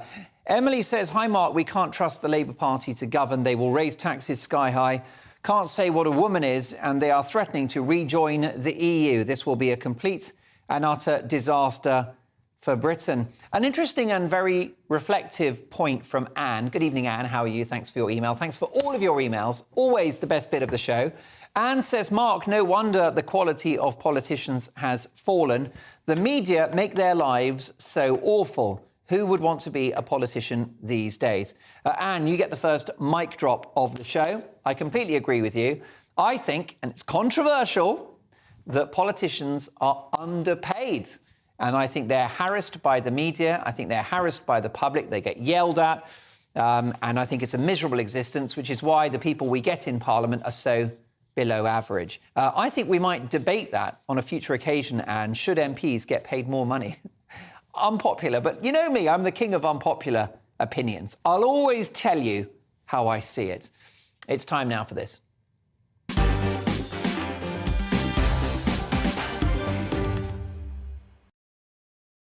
Too much waffling there. Producer Maria is not happy. It's time now for the big question, in which we tackle a major news story of the day. Tonight, let's talk about fat-shaming kids. Parents have blasted the National Child Measurement Programme for wrongly labelling their slim children overweight. The scheme was established in state-funded schools in England in 2006 as part of the war on childhood obesity. It measures the height and weight of children when they start primary school and again at the end of their time at primary school in year 6. These two measurements are used to generate something called a body mass index, which is then compared to a national scale to determine whether that child is underweight, very rare, normal, increasingly rare, overweight or obese, pretty common. But many parents argue their child is being fat-shamed or called fat when they are simply not fat. Some experts have suggested this could cause eating disorders and body image issues. So are they being fat-shamed or are they fatties? Let's debate this with weight loss guru Steve Miller, who is the founder of the popular Fatnosis, which helps people lose weight, and Tam Fry, who is the chair of the National Obesity Forum. Steve, let me start with you. Are these children being fat-shamed? I don't think so. I think whenever you talk about weight loss these days or obesity, the first words to come out of people's mouths is, oh, you're fat-shaming. I don't agree with that. I think that we're actually life-saving by actually raising the point, by people, the officials raising the point that a child is overweight or obese. And as long as it's done with sensitivity, which it has to be, these are children at the end of the day, then I think the parents should avoid being defensive and realise, here's the stats, that 10.1% of kids aged between 4 and 5 in 2021-22 were obese, and that increases at the age of 10 or 11 to 23.4% of those kids being obese. It's really worrying. And what we do know in the UK, of course, is that we tiptoe around the subject. And I know people get offended with what they call the fat letter, but would people be offended if they got the skinny letter? I don't think so. People would be saying, absolutely, that's abuse. Well, actually, potentially, overfeeding your child and your child becoming obese is equally abuse.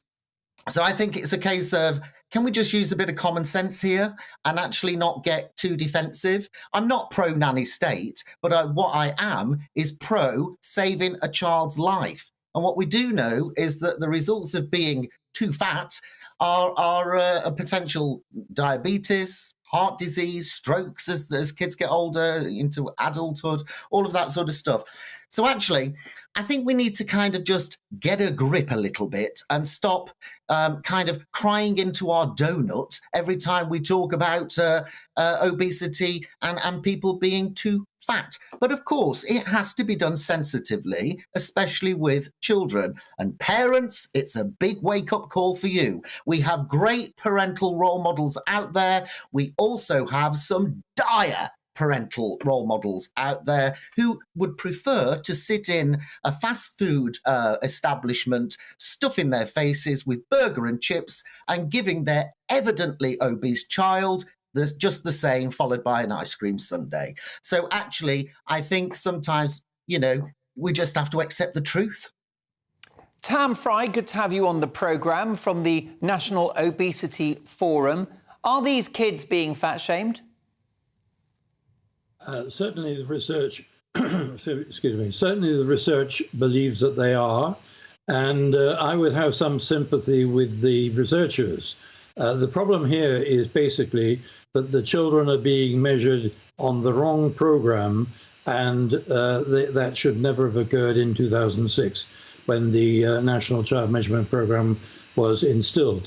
The two measurements at school entry and school exit are basically statistical points to inform how many people are fat or how many people are thin at those two ages 6 years apart. Now, I happen to be on the committee which was looking into this whole deal, and I became so unpopular that I was thrown off the committee. So having said that I have some input, I absolved myself immediately. What I was arguing for is that if you want to save children, you have to measure them more often than twice, 6 years apart, because that isn't going to produce absolutely no benefit for the children themselves. Now, in 2004, the Health Select Committee of the House of Commons thought that the only way that really should be put into place was to measure them annually. Because if you measure them annually and you plot the measurements against the graph or the scale, you can see within a year or year and a half whether children are going in the wrong direction, whether they're growing too fat or whether they're going too thin, because both are extremely important. And you can do that within a year and a half. But if you measure them at age 4 and you don't measure them again until the age 11, you are not going to have any medical input. It is purely statistics which inform about the state of the country at those precise points. And if I were anything to do with government, I would get rid of that immediately and start to listen to the doctors who are saying annual measurements are the only way in which you can identify these children and do something positive in their favour. OK, I mean, Tam Fry, that's quite shocking that you essentially were dispatched from this organisation, this scheme, because, well, I guess your message was an unpalatable one. You dropped some truth bombs. The issue is childhood obesity. It's growing, isn't it, Tam Fry? Although briefly, if you can, with the clock against us, what would you say to parents who think, well, my little Johnny is as fit as a fiddle, he runs around, yeah, he's got a solid frame, but, you know, he's 7, 8, 9 years of age, it's puppy fat, he'll grow out of it. No, the puppy fat is long gone. The puppy fat, there is puppy fat, but it's usually preschool. What that child has at the moment is fat which doesn't have any place on his body at that time. What I would do to the parent, I would say to the parent, just take a moment, take down to the doctor, get him weighed and measured once a year.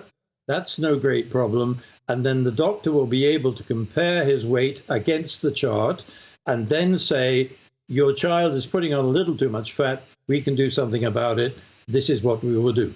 And Tam, very briefly, because I want to give Steve the final word. It's important that kids get exercise, isn't it? That's great for their health. But exercise is overstated in relation to weight loss. If your kid is overweight, it's not about running around the park all day. It's what they eat, right? It's 80% of what they eat, 20% of running around the park. It could even be 90 to 10. But it's not just a question of what they eat, it's a question of how much they eat and is it of the right food. And that is advice which is never really properly given to families in this country. The advice would come from the GP or the dietitian or the practice nurse, but there is nothing in the system which at the moment allows that to happen. And that's got to happen in the next few years, because I have to unfortunately relate that obesity is growing at such a rate that we are going to be ginormously fat in 10, 15 years' time. And it's going to take 20 years to sort out the problem if there is strong, concerted action from the government.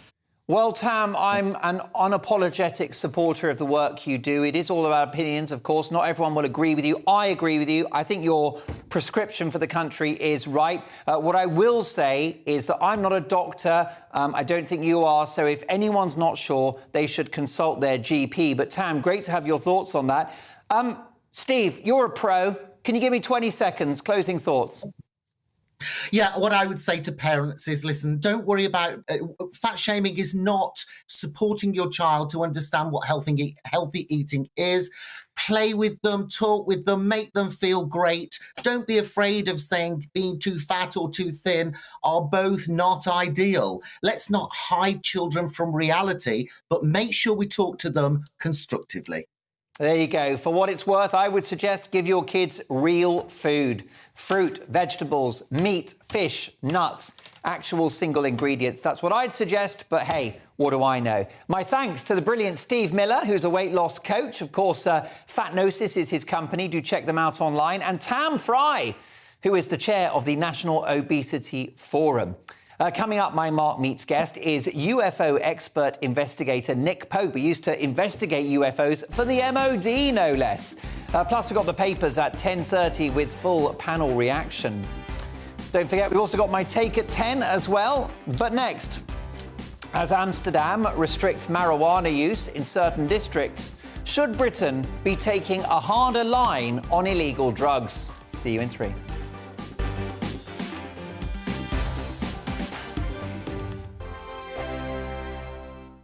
I'm Simon Evans. Join me on GB News for Headliners at 11 p.m. What's the scoop? I'll be joined by 2 of the country's top comedians. That's right. As we take a look at tomorrow's newspapers tonight. We're going to get into trouble. If it's a big story, we'll be covering it. Spill some tea on him.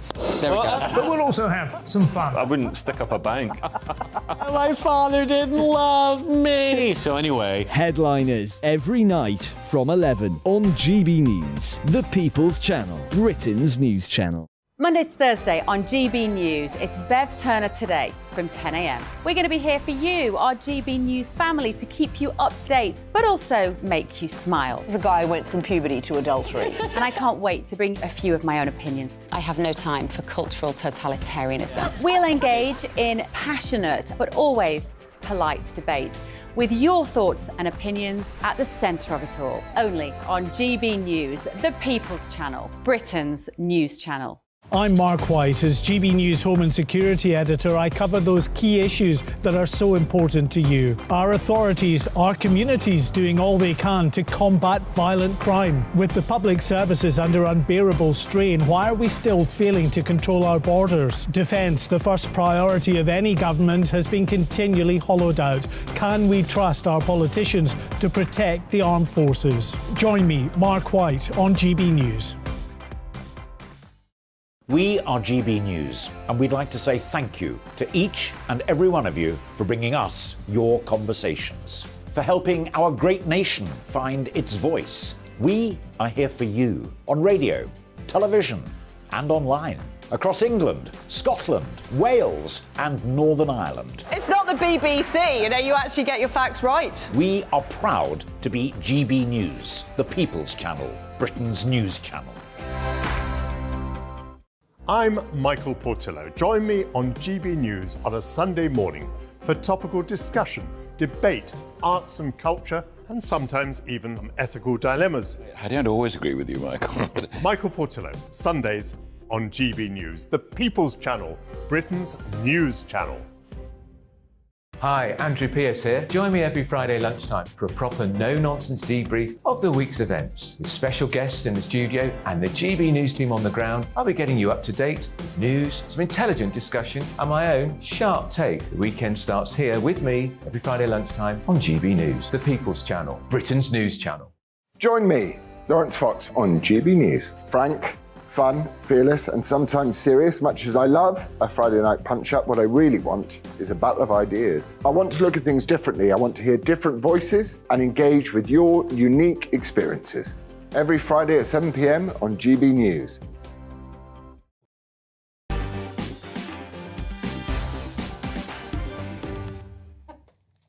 All this talk about obesity, and my panellist, the wonderful Lisa Mackenzie, is talking about bloody Monster Munch. She's making me hungry, let me tell you. Lots to get through between now and 11. Welcome back to Mark Dolan tonight. A couple of emails, shall we do that? Let's get your responses. mark@gbnews.uk. So many, hundreds of emails coming in, and each one incredibly appreciated and valued. So let's see what you've got to say about the issue of obesity. Shall we? Fat kids. Great take on eating habits, Mark, but unfortunately it assumes all people have the money to shop healthy or organically, which you know is not true. Struggling Dave. Dave, thank you for that, and you're absolutely right. A lot of this is to do with household budgets, and you are bang on.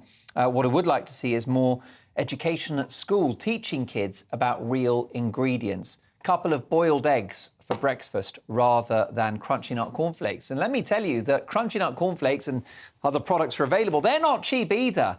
Big box of Crunchy Nut. I think I paid £3 for one of those the other day. Daylight robbery. Now, with me reacting to the big stories of the day, my all-star panel, political commentator Linda Dewberry, the academic and ethnographer and Monster Munch fan, Lisa Mackenzie. It's not true. Actually, you got a story about Monster Munch. I'll let you do your Monster Munch rant. And former Gurkha officer, best-selling author, motivational speaker, all-round legend, Adrian Hayes.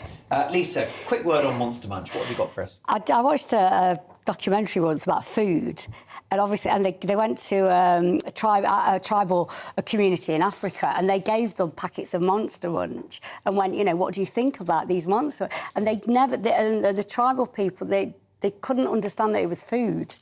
There was just That's astonishing, yeah. Yeah, and they tried to taste it, and there was like, what is this? And it was just incredible watching a person, you know, try and make something out of Monster Munch. There's a very famous scene in Captain Fantastic. You know the story about the guy that rescues. Yeah, it's so.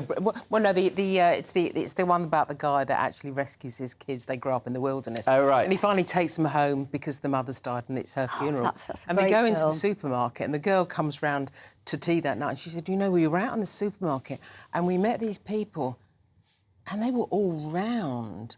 Is that a disease that's really common in this area?" Oh, dear. And you think, oh my goodness, if an alien from, you know, someone from one of those UFOs dropped down onto Earth and start looking at people, they might wonder why they were that shaped. Well, you know, the first thing they'd do, they'd eat us, wouldn't they? Or Monster Munch. Yeah. Because we'd be nice and juicy. Well, there you go.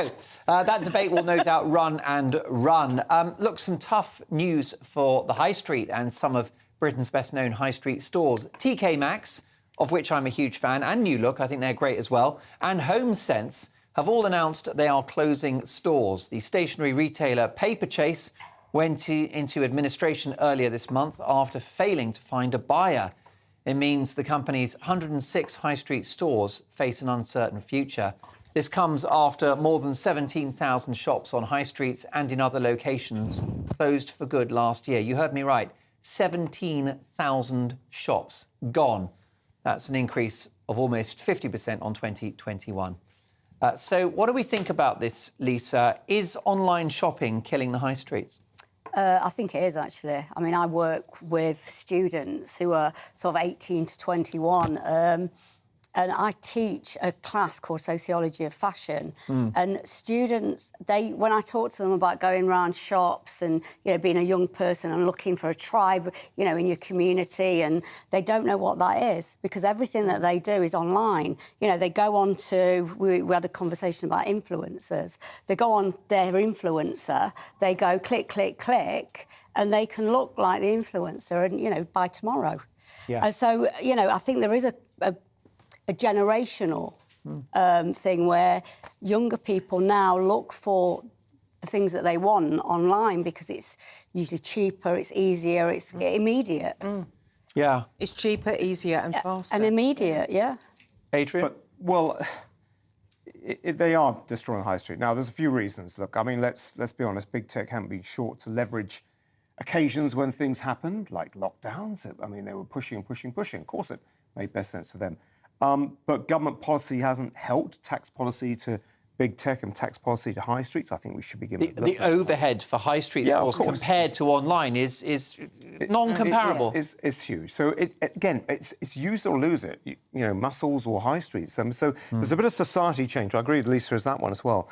You know, having said that, Linda, we were saying Linda lives in Marlow, I live in Lymington. I mean, they're packed, they're busy, but they're quite upmarket places. However, it's the coffee shops that are busy. Coffee shops, about 25 in Lymington. Perhaps not so much the clothes shops where people buy things. I tell you what, though, what's really interesting is it's not just about them being upmarket, because when I was little, Marlow was a little bit of a poor relation to Henley, and it was a very quiet place and not much was going on there. I met a very wealthy person recently from Gerrards Cross, which is very upmarket, has really very, very expensive properties all the way around, and he said, I wish we could have some of the fairy dust you have in Marlow. And it's just that people in Marlow have made an effort to build a community. So we've got a proper community in Marlow. We've got a community very similar to the one they have in Lymington because the local authority has got behind it. Now, this isn't... We're not going to be able to hold back the tide of online retail. That's a little bit like King Canute trying to hold back the waves. Yeah. It's just not going to happen. So we actually need to create community spaces in our high street, and that can only happen when local authorities and local community groups get behind the place concerned. I think there's a other issue as well, because obviously I'm from Nottinghamshire and Nottingham, and we don't have that. We don't have that because, you know, I come from a part of the country that's been devastated. It's been smashed to bits. So the shops that we have, we've got lots of nail bars, lots of charity shops, lots of empty properties. And it's a really sad thing, actually, if TK Maxx starts to go, because it's another empty space in the high street. Yeah. And I think some places, you know, like more affluent places that have got the little coffee shops, little bookshops. But then you've got other communities that will be left with nothing. I mean, one of the things we've got where I live is we've got no banks.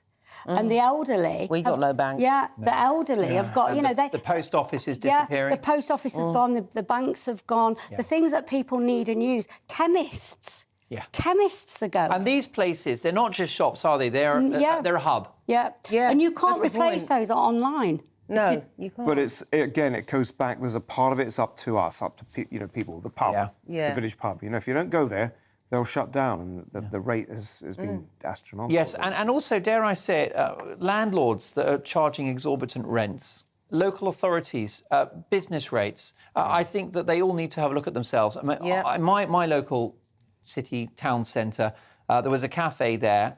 It went halfway through lockdown, so that's a year and a half, 2 years. And it's laying empty. What does that do for anyone? It's nothing. You know, clearly the landlord can afford to have it shut and just wait for the highest bidder. That's not right. Yeah. Well, look, a fascinating debate that will no doubt continue. Coming up at 10, it's My Take at 10. You won't believe this story.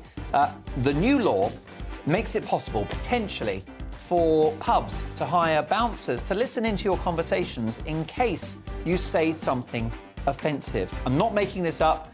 It could happen, and that's the topic of My Take at 10. We'll be dealing with that. Plus, my Mark Meets guest is UFO investigator Nick Pope. We'll get the definitive answer. Is there life beyond our planet? But next, Amsterdam is set to restrict its marijuana use in some areas. So it begs the question, should the UK be clamping down more on drug use? We'll speak to a top drug expert next.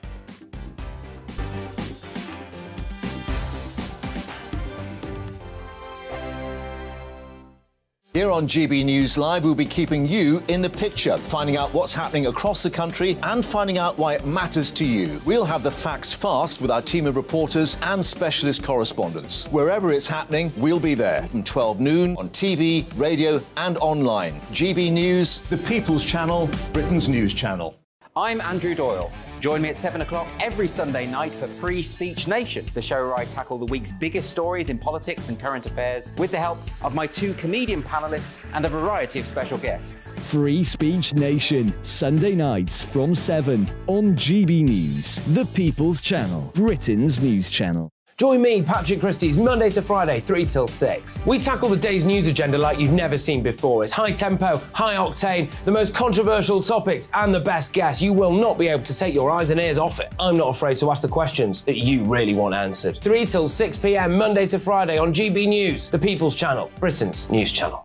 Join me every Sunday at 6 p.m. for Gloria Meets. In exclusive interviews, I'll be finding out who our politicians really are and what they really think. It's something that you would never want anyone to suffer. I didn't know what channels there were. I didn't think I'd be believed. I must have weighed about 7 stone and I'm 5'8". My instincts was to sort of cover this up. I mean, clearly that was a mistake. Join me every Sunday at 6 p.m. on GB News, the People's Channel, Britain's news channel.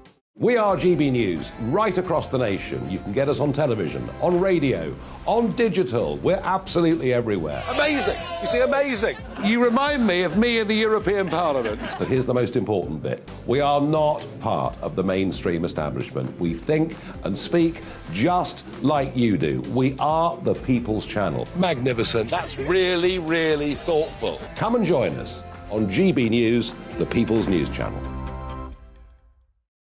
Monday to Thursday, 9 p.m. till 11 p.m, join me, Dan Wootton. I'll bring you the sharpest takes and hottest debates. Do you not believe in prison? I don't believe in prisons. I'm completely stunned. I guarantee you there'll be no spin, no bias, no censorship. I actually was personally quite offended by it. And no reason to go to bed. So I guess they've always been quite woke. That's Dan Wootton tonight on TV, radio and online. Monday to Thursday from 9 p.m. till 11 p.m. on GB News. The People's Channel, Britain's news channel. This year on GB News, we've got brand new members in the family. Join us. Across the entire United Kingdom, we cover the issues that matter to you. GB News will always stay honest, balanced and fair. We want to hear whatever is on your mind. And we don't talk down to you. The establishment had their chance. Now we're here to represent you. Britain's watching. Come join us on GB News, the People's Channel, Britain's news channel.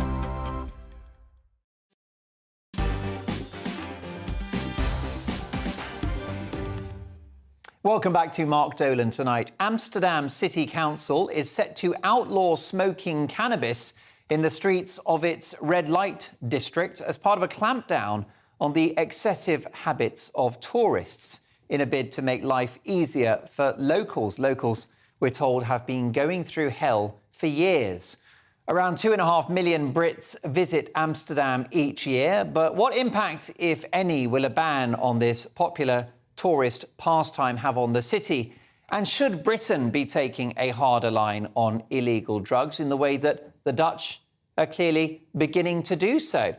Joining me from the Netherlands is the founder of the Drug Advisory Foundation, August Delore. August, thank you so much for joining us. Tell me your reaction to what's happening in Amsterdam. It's not only the red light district.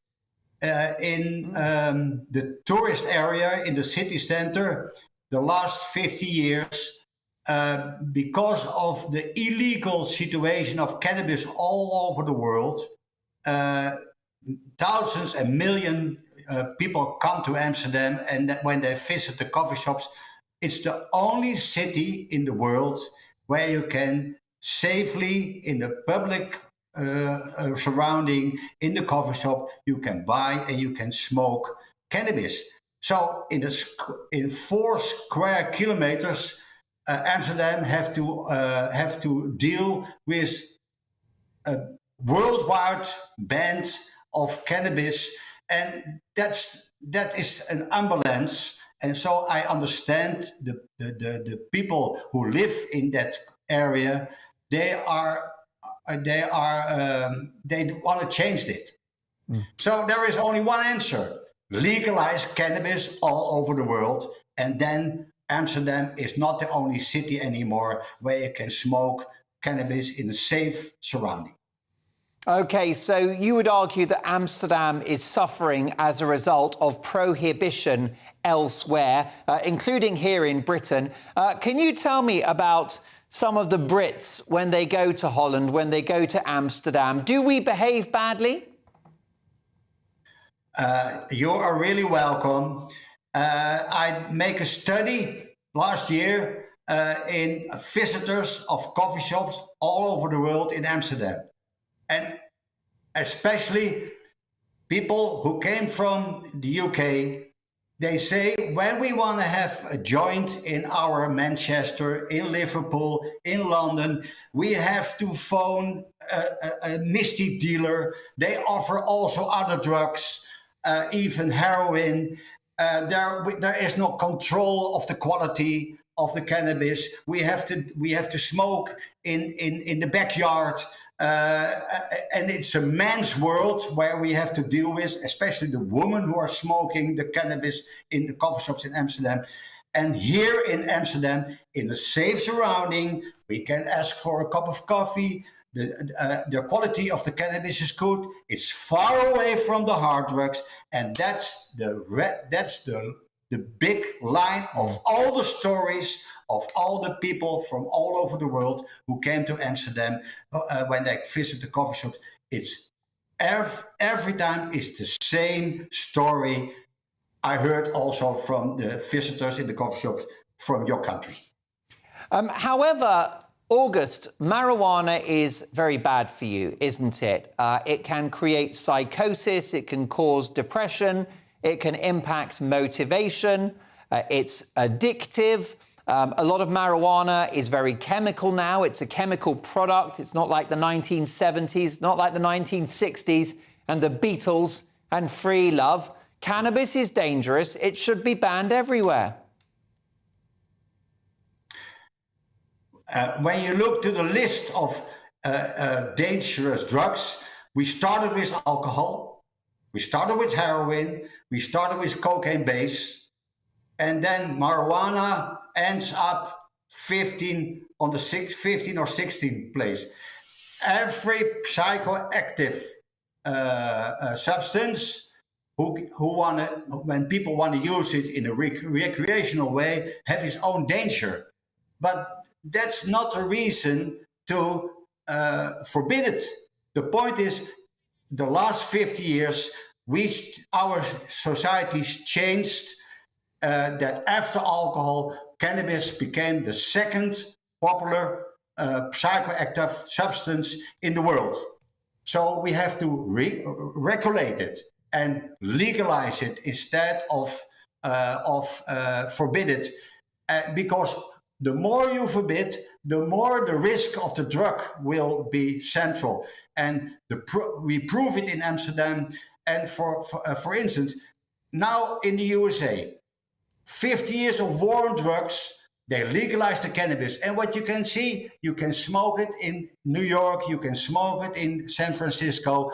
It's controlled. The quality is controlled. There is first aid when people are in problems. They can go to the doctor. And those people, they don't come to Amsterdam anymore. So when the world legalized cannabis, we don't have the problem in the city center of Amsterdam anymore. August, when I go to Amsterdam, I don't go for the prostitutes. I don't go for the drugs. I go for the bicycles. That's true. Absolute. There is a lot more in Amsterdam. At the moment, the Vermeer exhibition in the Rijksmuseum. Come to Amsterdam. It's a lovely place. It's gezellig. It's a cozy city. And when you want to do other things and also you want to smoke a joint, it's a safe place, the safest place in the world where you can smoke a joint. So legalize it also in the UK, and we don't have that problem in Amsterdam anymore. When you said gezellig, I thought you were cleaning your throat. But August Delore, thank you for joining us. Amsterdam is a beautiful city, and I'm very fond of the people of Holland. Thank you so much for sharing your thoughts on this issue. August Delore is from the Drug Advisory Foundation, a fantastic and interesting conversation. What's your reaction? Do you agree with August on this one? Mark at gbnews.uk.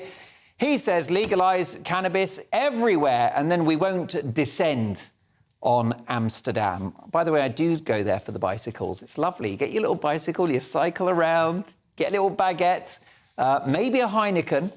That's not bad either, one of the local beers, but each to their own.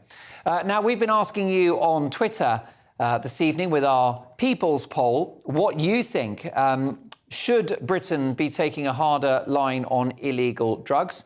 Well, 74% said yes, whilst 26% support August there with no. Thanks to everyone for helping us debate that conversation. Keep those emails coming, Mark at gbnews.uk. Very excited about the next hour, folks. In My Take at 10, an extraordinary story. A new law could create a scenario in which you're having a pint with your friends down the pub. You make a slightly naughty joke or an outrageous remark, which, let's be honest, after a few Heinekens we do, and you could get your collar felt by a banter bouncer. I'm not making this up. Welcome to Bonkers 2023. I'll be dealing with that in My Take at 10 at exactly 3 minutes past 10. So we'll do that. We'll get full panel reaction. And also my Mark Meets guest is UFO investigator. He worked for the MOD looking at UFOs. We'll get the definitive answer. Is there life beyond our planet? We'll speak to Nick Pope at 10:15. Plus, tomorrow's papers at exactly 10:30 sharp. Absolutely bang on time. You can set your watch to it. 10:30, we've got tomorrow's papers, again with full panel reaction. Lots to get through, but that Take at 10 is on its way.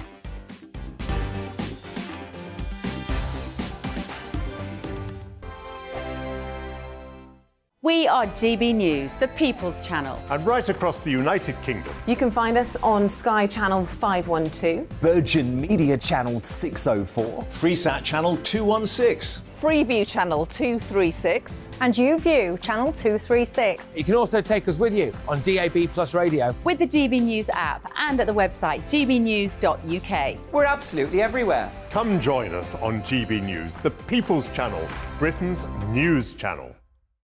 Join me, Nana Akue, Saturday and Sunday afternoons on GB News. Expect fiery debate and passionate discussion as me and my panel tackle some of the biggest topics hitting the headlines.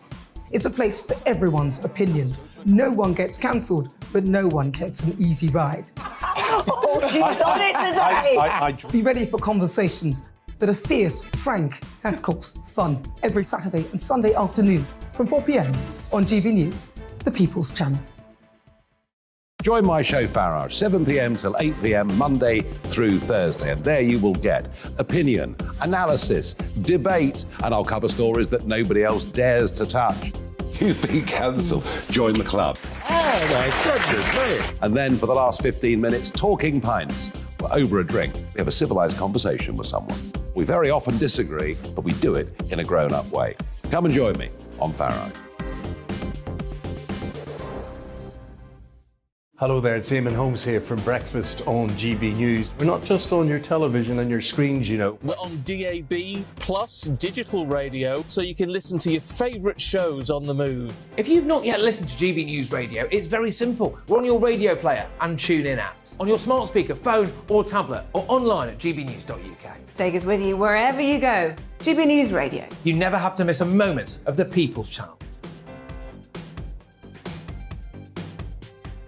Hi, Andrew Pierce here. Join me every Friday lunchtime for a proper no-nonsense debrief of the week's events. With special guests in the studio and the GB News team on the ground, I'll be getting you up to date with news, some intelligent discussion and my own sharp take. The weekend starts here with me every Friday lunchtime on GB News, the People's Channel, Britain's news channel. Join me, Laurence Fox, on GB News. Frank, fun, fearless, and sometimes serious. Much as I love a Friday night punch-up, what I really want is a battle of ideas. I want to look at things differently. I want to hear different voices and engage with your unique experiences. every Friday at 7 p.m. on GB News. We are GB News, the People's Channel. Why not take us home with you by visiting the GB News shop at gbnews.store? You'll find all the official merchandise, a really good present actually for yourself, your friends or your family. We ship across the UK mainland at no extra cost. GB News, the People's Channel.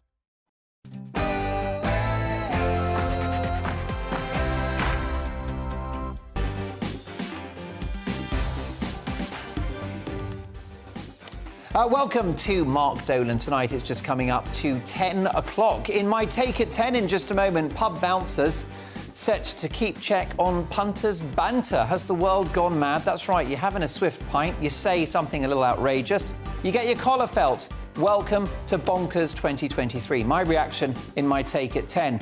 My Mark Meets guest is renowned UFO investigator Nick Pope. And in the news agenda with my panel, should you charge your friends for professional advice?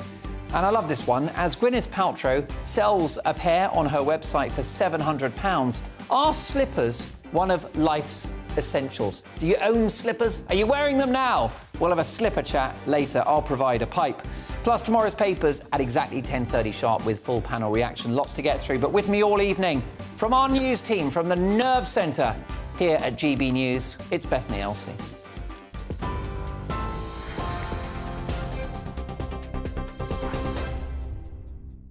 Mark, thank you. Good evening. I'm Bethany Elsey with your top stories from the GB newsroom.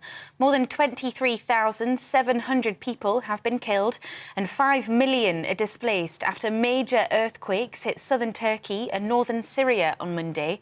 Several children have been rescued from the rubble today, including a 10-day-old baby and his mother, who survived 4 days in a collapsed building. An appeal by the UK's Disasters Emergency Committee has raised more than £30 million in its first 24 hours.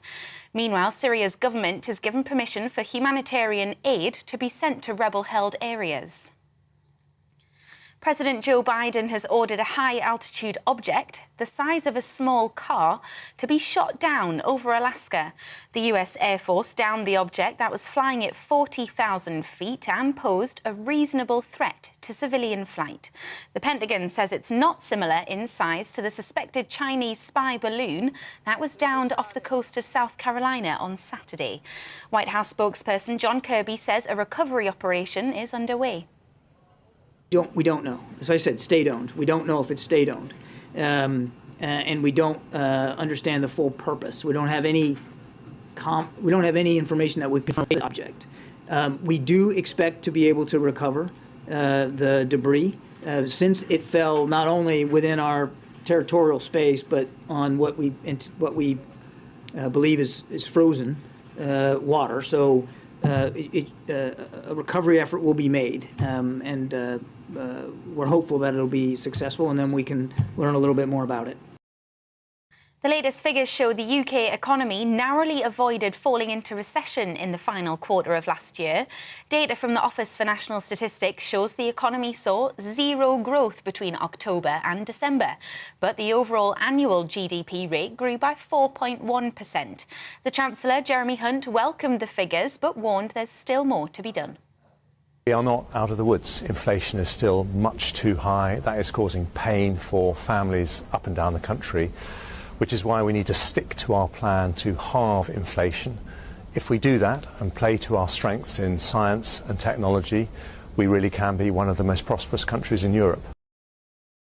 And the RMT has rejected the latest offers from both Network Rail and the train operating companies, with the General Secretary describing them as dreadful.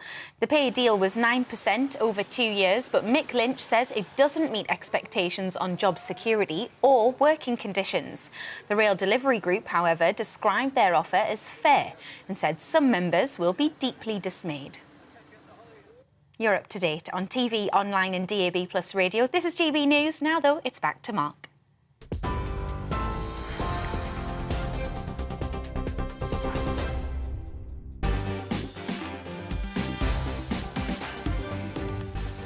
My thanks to Bethany Elsey, who's back in just an hour's time. Welcome to Mark Dolan tonight. I've got my specs on, let's get to work. Big stories, big guests, and always big opinions. In the news agenda with my panel, should you charge your friends for professional advice? And as Gwyneth Paltrow sells a pair on her website for £700, are slippers one of life's essentials? Do you own a pair of slippers? Do you know where they are? I've got slippers. I don't know where they are. Are you wearing slippers right now? Let me know. We'll have a bit of a slipper chat later. And my Mark Meets guest is the acclaimed former civil servant and UFO investigator Nick Pope. We'll get the definitive answer. Is there alien life beyond this planet? A busy hour to come, lots to get through, including the papers at 10:30 sharp. You can set your watch to it. But first, my take at 10.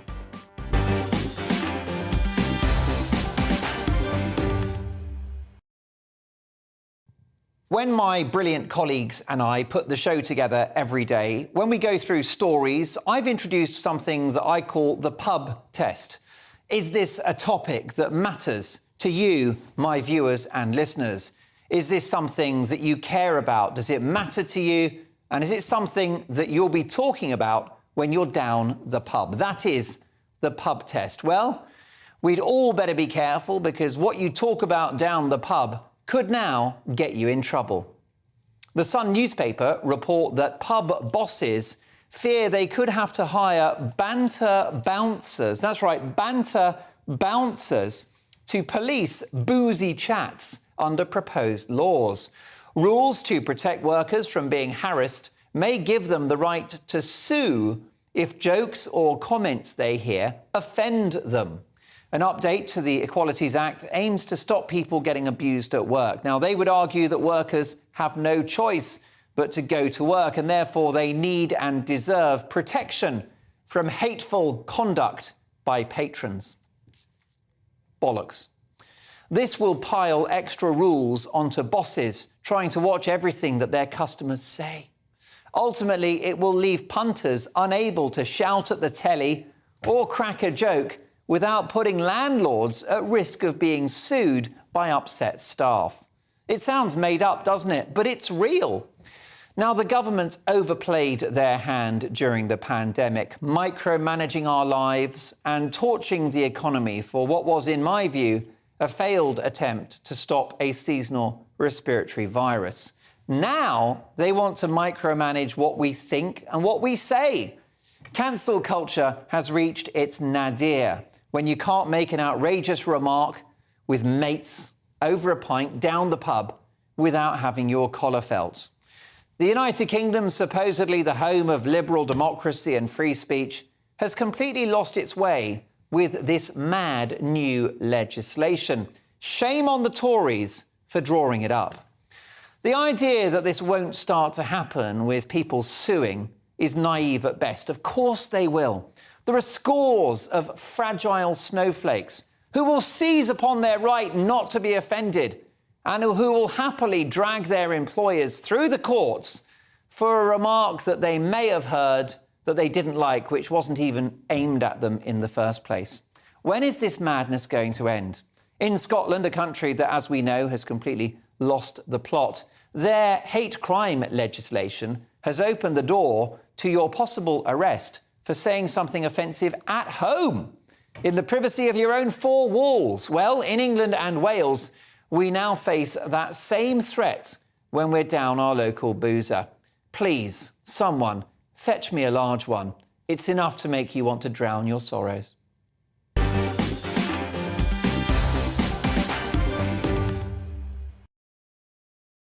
I'm sorry, folks, that story is too much for me. I need a stiff one. So, what's your view? Do you like the idea of banter bouncers? Do you like the idea that you go to the pub or a cafe or even a football match, you're a stadium, and there's some bloke in a high vis listening into your chat? How dare they? And how dare this country call itself a free country? Pathetic. Oh, that's my view. What's yours? Mark at gbnews.uk. I'll get to your thoughts shortly, but reacting to my take at 10 are my fantastic panel of political commentator and podcast host Linda Dewberry, academic and ethnographer Dr. Lisa McKenzie, and former Gurkha officer and best-selling author Adrian Hayes. Lisa McKenzie, the the banter bouncers. Would that go down well in Nottinghamshire? You know, if you know the sort of calibre of the bouncers on the pubs in Nottingham, I think they're probably the most likely to be insulting and offending everybody. Hello, Nottingham, you know, I love you, but it's true. I can't see this working. I don't know where this has come from. I don't know who's thinking about this. I do think, I'm not going to be the social justice warrior, but I think people, while they're at work, should be respected and not abused. But I don't know where this has come from or how it could possibly work. Not in a pub, you know, not in social situations. And what is it that they're listening for? What is it, you know, what is the offensive stuff? Because, you know, I think that's what we've got to start determining is what is offensive. Because at the moment, everything is offending everybody. Yeah, and, you know, I think we need to have some boundaries around, you know, what is offensive? You know, it's telling the truth. You know, if someone comes in and you go, oh, you know, you had a rough night, you know, you know, you're not looking your best. You know, is that you going to get turfed out for that? Yeah, I mean, Adrian Hayes, you've been in the military, and some of the banter that you get behind enemy lines is pretty X-rated, isn't it? Absolutely. In fact, more to the point, right now, at this moment in time, my local running club will be at a pub in the New Forest, Tottenham Running Club, girls and boys, we go there. We take the piss out of each other, the banter, the rib-taking. Nobody gets offended. We have a good laugh with the bar staff and the waiters and the waitresses. It's called humour, OK? And, you know, I just really wonder where... It goes back to what I said earlier. We've created this society of weak people, and we've got gutless politicians who will not stand up. It's only people like Lee Anderson and a few others who are standing up to the woke onslaught, the offence culture. Ron DeSantis in Florida said he's going to declare a war on woke. Where is it? Because this has become a laugh, it's become something nonsense. But now people, I think, are getting a bit angry with it now because it's just pervading every part of society. Just leave us alone. Indeed. Linda Dewberry, this is a loophole in the law. It's to do with people in the workplace. They would argue that they don't have a choice, you know, whether it's bar staff, if it's waiters or a steward at a football game in a stadium. You know, they're just paying the bills. Why should they be subjected to hateful remarks? Well, let me say that I started as a reporter in Fleet Street when Fleet Street was physically in Fleet Street, where every single newspaper had its own pub. So the Mail had the Harrow, the Mirror had the Stab in the Back, the Express had the Popinjay. And what went on in those pubs was no one's business, and no one cared, and no one got hurt. Now, I don't fully understand exactly what's gone on here, but I think it's an adjustment to the Equal Opportunities Act or something like that. I don't really understand why it was necessary and why politicians spent so long, if indeed they did, adjusting these rules and regulations. We've got far bigger fish to fry at the moment, it seems to me, because we've got the laws of slander. We've got laws that prevent people inciting hatred. We've got lots and lots of laws that we could use to prevent this kind of activity if it gets that bad. So I don't really understand why this has been introduced. There are some very, very famous examples of people inciting racial hatred. John Galliano, the famous couturier, British, but worked in Paris, insulted the Jewish community. His career was obliterated by those remarks. He was dropped as Christian Dior's designer. So there's always repercussions when people do something truly, truly damaging. This is just piffle. This is just doing something to secure a headline and to secure discussion, which is distracting us to the very important business of the day. Treating us like children and, of course, restricting our freedom of speech and, of course, creating a victim culture in which you have the right not to be offended. Well, let me tell you that on Mark Dolan tonight, I am depriving you of your right to be offended because, in my view, no human being has a right not to be offended. That's how life works. Coming up, we've got the papers at exactly 10:30 sharp, but very excited about my Mark Meets guest. You've got to meet this guy. He used to work for the MOD, the Ministry of Defence, one of the world's most renowned UFO investigators, Nick Pope. He's an icon on the internet, and we'll get the definitive truth. Is there life out there? And if so, can they please help us? See you in 3.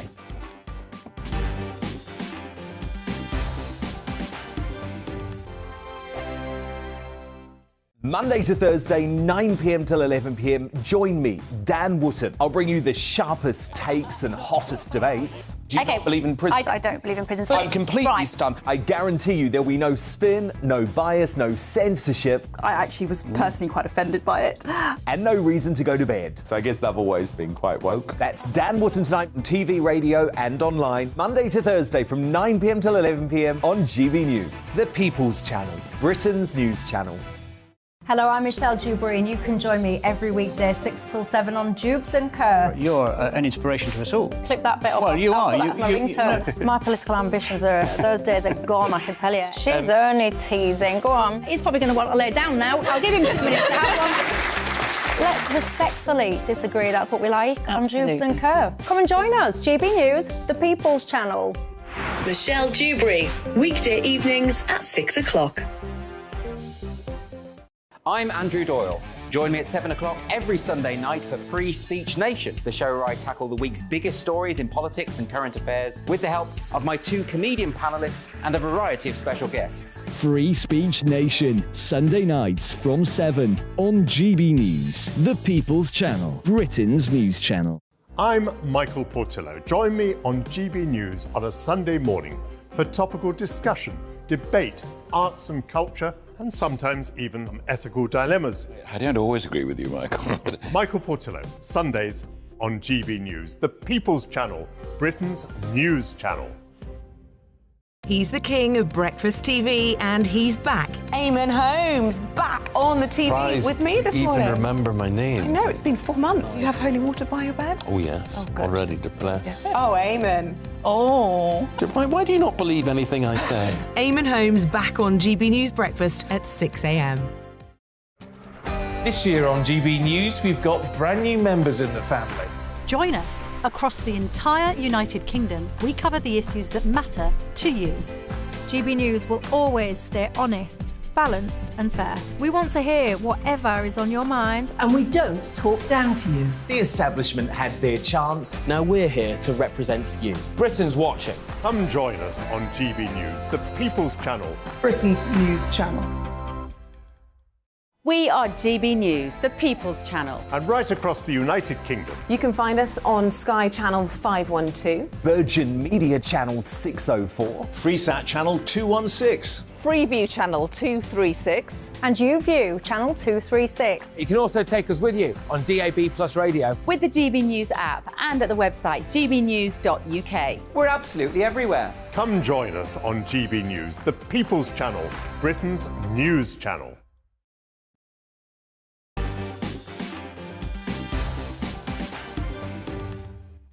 What a busy show. I'm almost out of breath. It's time now for this.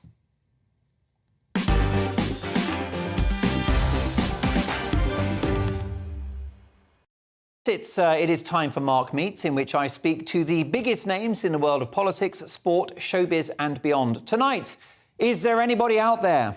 Are UFOs observing us? Are there alien life forms? Is a superior species about to take over planet Earth? Let's be honest, we could do with their help. Let's speak to Britain's foremost UFO investigator, the world-renowned Nick Pope, who worked at the Ministry of Defence, where he was responsible for investigating potential alien aircraft and extraterrestrial life. Nick Pope, welcome to Mark Dolan tonight. Thanks, Mark. Great to be on the show. Great to have you on the show. Nick, what is the definition of a UFO?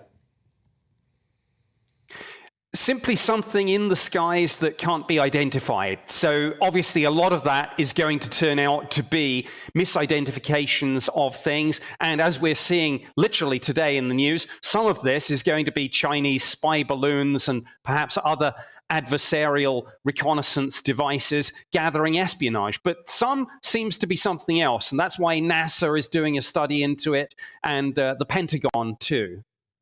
Indeed. I mean, look, in the 1960s, if you're in a farm in Iowa, if you see something flashing in the sky, that's a story, isn't it? The problem we have now is drone technology. That must make it harder to spot UFOs.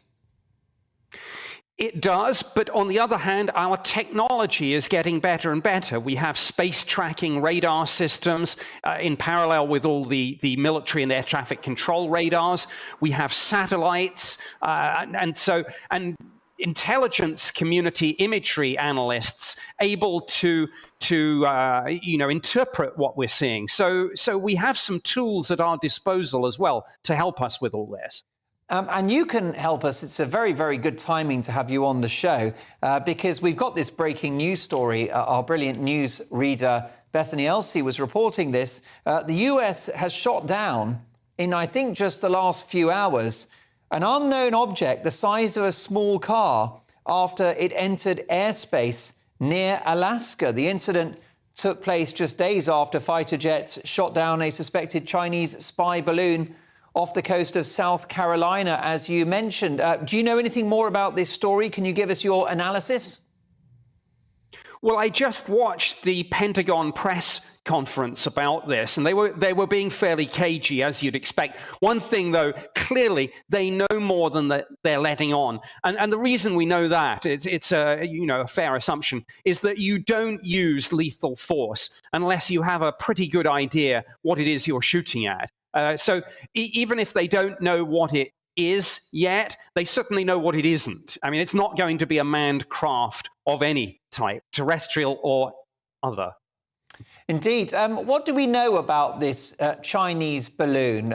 Can we say definitively that it was spying on the West? Yes, I think we can.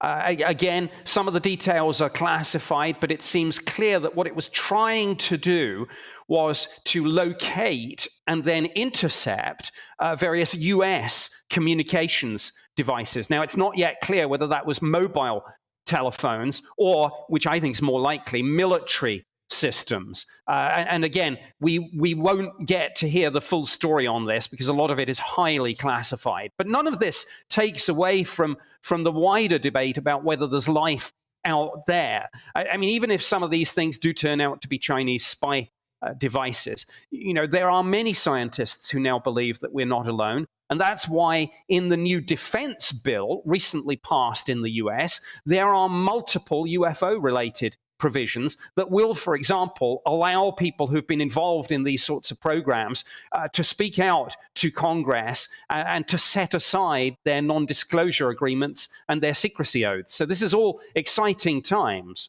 Yes, these UFOs are perhaps not as far-fetched as they might seem. Barack Obama has spoken about UFOs that were investigated whilst he was president, and he absolutely was crystal clear. He did not rule out the existence of UFOs.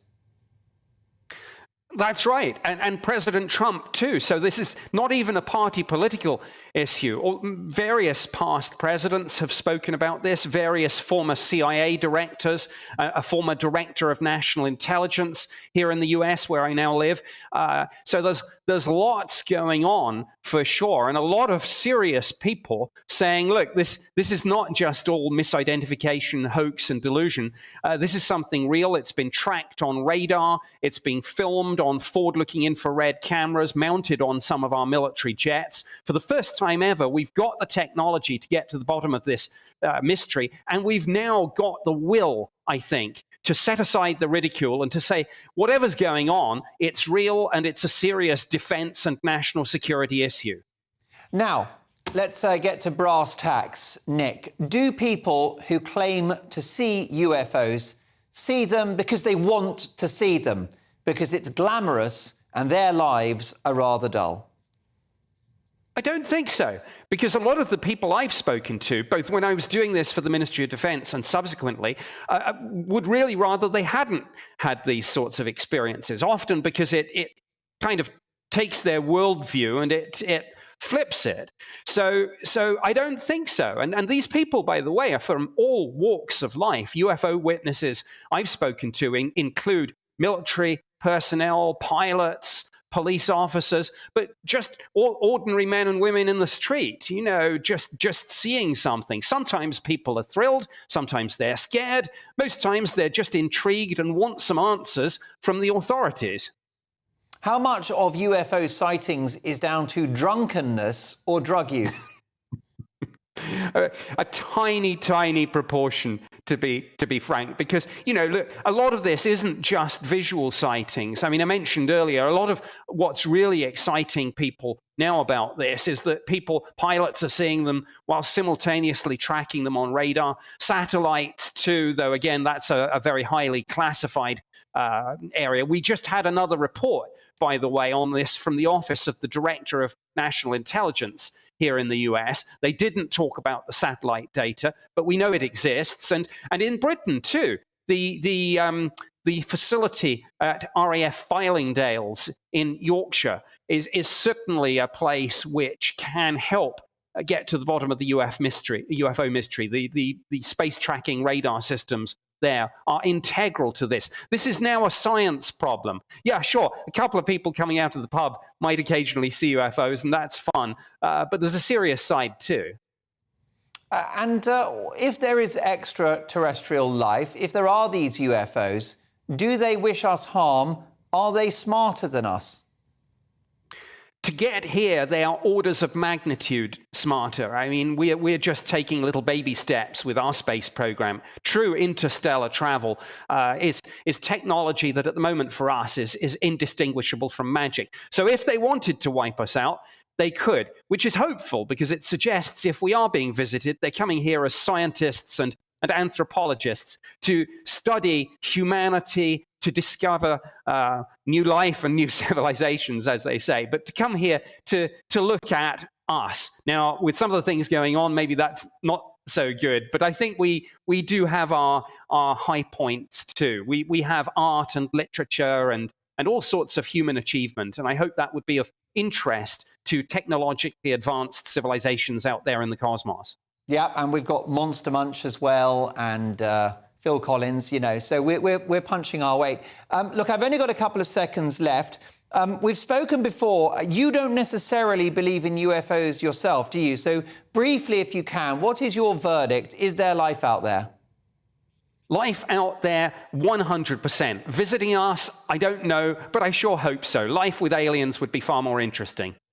There you go. Lovely to have you on the show. Do check out Nick Pope. Nick, what's your website details so people can find out more? nickpope.net and Twitter at nickpopemod.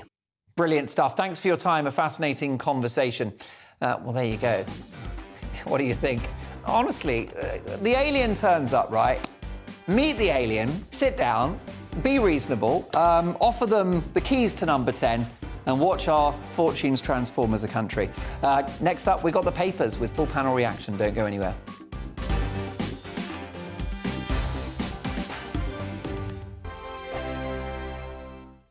I'm Simon Evans. Join me on GB News for Headliners at 11 p.m. What's the scoop? I'll be joined by two of the country's top comedians. That's right. As we take a look at tomorrow's newspapers tonight. We're going to get into trouble. If it's a big story, we'll be covering it. Spill some tea on him.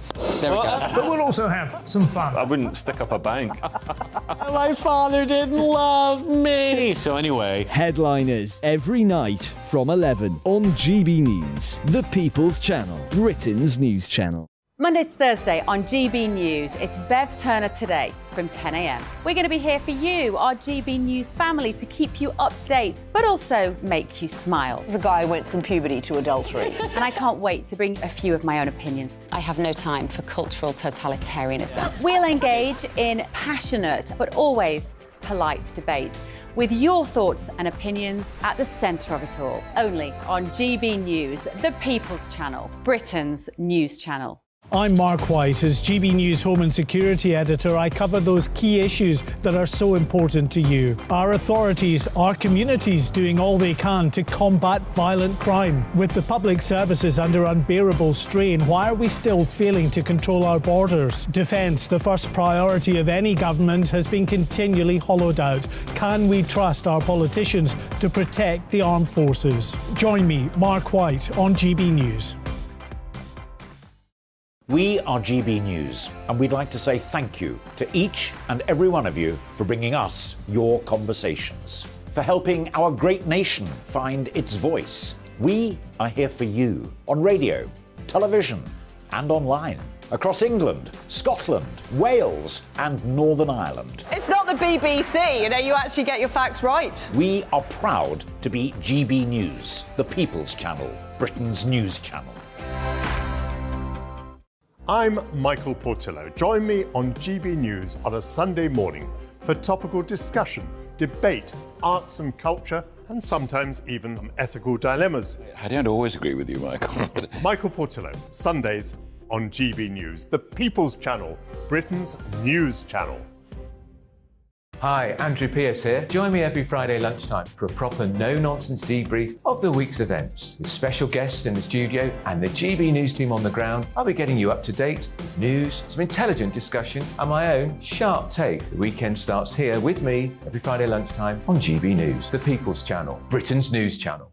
Join me, Laurence Fox, on GB News. Frank, fun, fearless, and sometimes serious. Much as I love a Friday night punch-up, what I really want is a battle of ideas. I want to look at things differently. I want to hear different voices and engage with your unique experiences. Every Friday at 7 p.m. on GB News.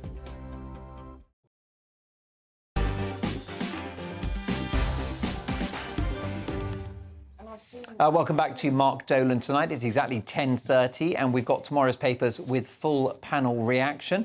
So let's do it.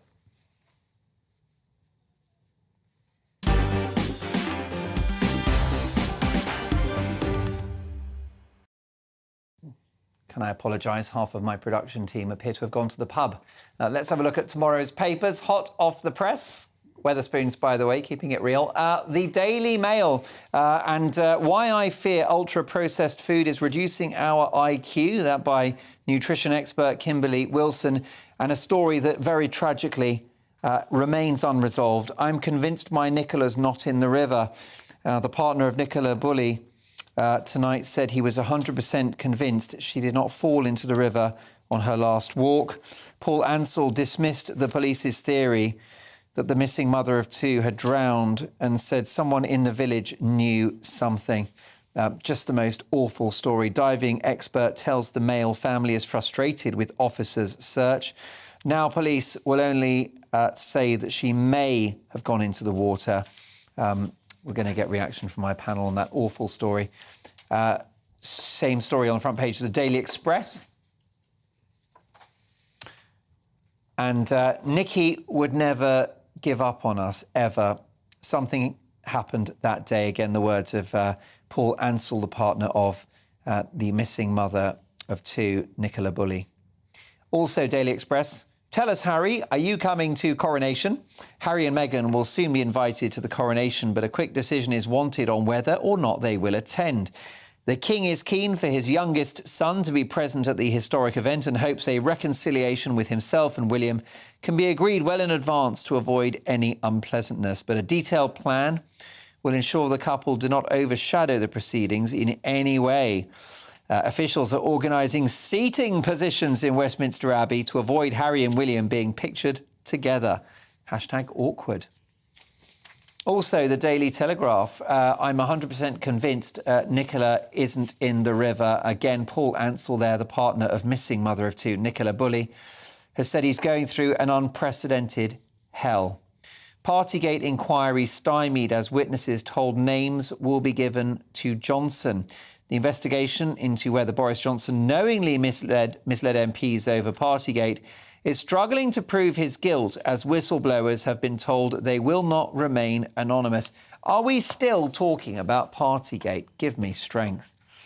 Also, tax-free pension limit could be increased. The amount of money that people can save tax-free into their pensions each year could be raised in an attempt to persuade the over-50s to get back into work. OK, I'll get to now the Times newspaper. Learn work skills or face benefits cut, jobless told. Carrot and stick bid to tackle unemployment. Daily Mirror next. I'm certain Nicola didn't fall in. Missing mum's partner demands cops widen search from river. The Sun. Someone local knows something. Partner of missing Nicola speaks out. newspaper. Save our rivers. Only 6% will be healthy as UK's water firms pump more raw sewage. It's a shocking story, this. Britain's rivers are in a terrible state and getting worse, say the Eye, as water companies increase the volume of untreated human waste that they discharge. Their Environmental Agency forecasts 6% of English rivers will be in good ecological condition by 2027 without new interventions. The Independent. Cash for Boris. MPs attacked BBC boss in scathing report. Chairman Richard Sharp under new pressure to quit over role in an £800,000 loan to our former Prime Minister. The Guardian. Tories plot childcare giveaway in budget. Proposals to expand free care come after Labour signals transformational offer for parents at the next election. And last but not least, we could do without this right now, say the Daily Star, but the sun is falling to bits. Boffins mystified as chunk of solar plasma rips free. Don't fret, though, as we'll be living on Mars in 5 years. A large chunk of the sun has fallen off, according to baffled eggheads. But since Elon Musk says we'll be moving to Mars by 2028, it probably doesn't matter. And those are your front pages. Let's get full panel reaction now. Fantastic, fantastic panel tonight. Political commentator Linda Dewberry, academic and ethnographer Dr. Lisa Mackenzie, and the former Gurkha officer and best-selling author, motivational speaker Adrian Hayes. There you go. Great to have all of you with me. And unfortunately, it really is the dominant story of the day, the dominant story of the week. And Lisa Mackenzie, I'm convinced my Nicola's not in the river. This is the devastated partner of Nicola Bulley. It's Paul Ansell, who spoke on national television earlier today with his own theories. I don't know where you go with this story. I suppose the only place we can go with it is hope that she's found, hope that she's safe and she goes back to her family. That's the hope. I think statistics and probably experience will say that that's not what's going to happen.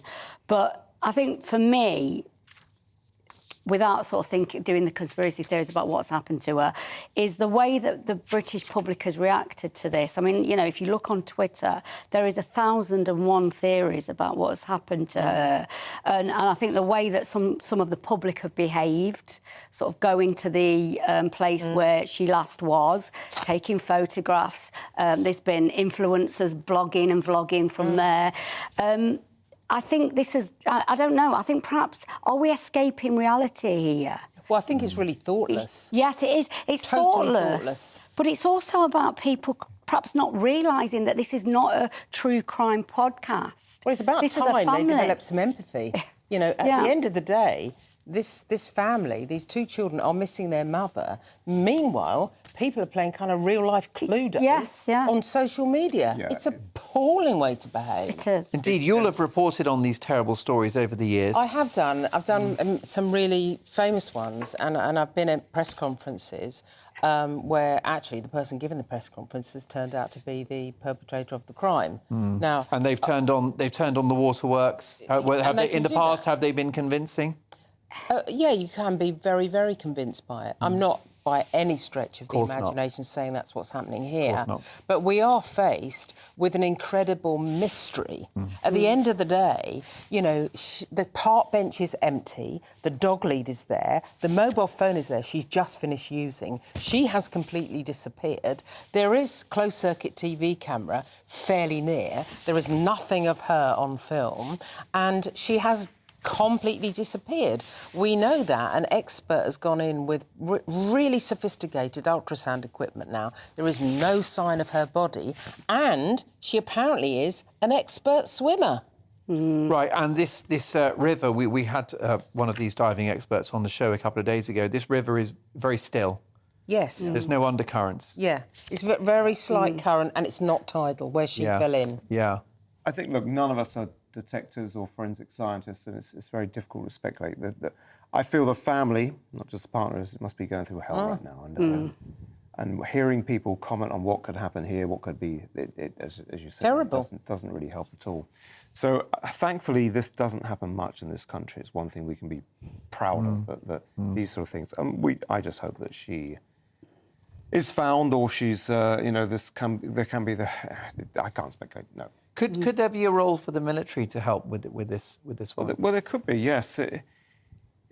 You've got to. I think you've got to go look back at what happened leading up to the case, but there's nothing to suggest there's anything untoward. But it could be. But we've got to trust in our police that they can do this. They are good at this at research and.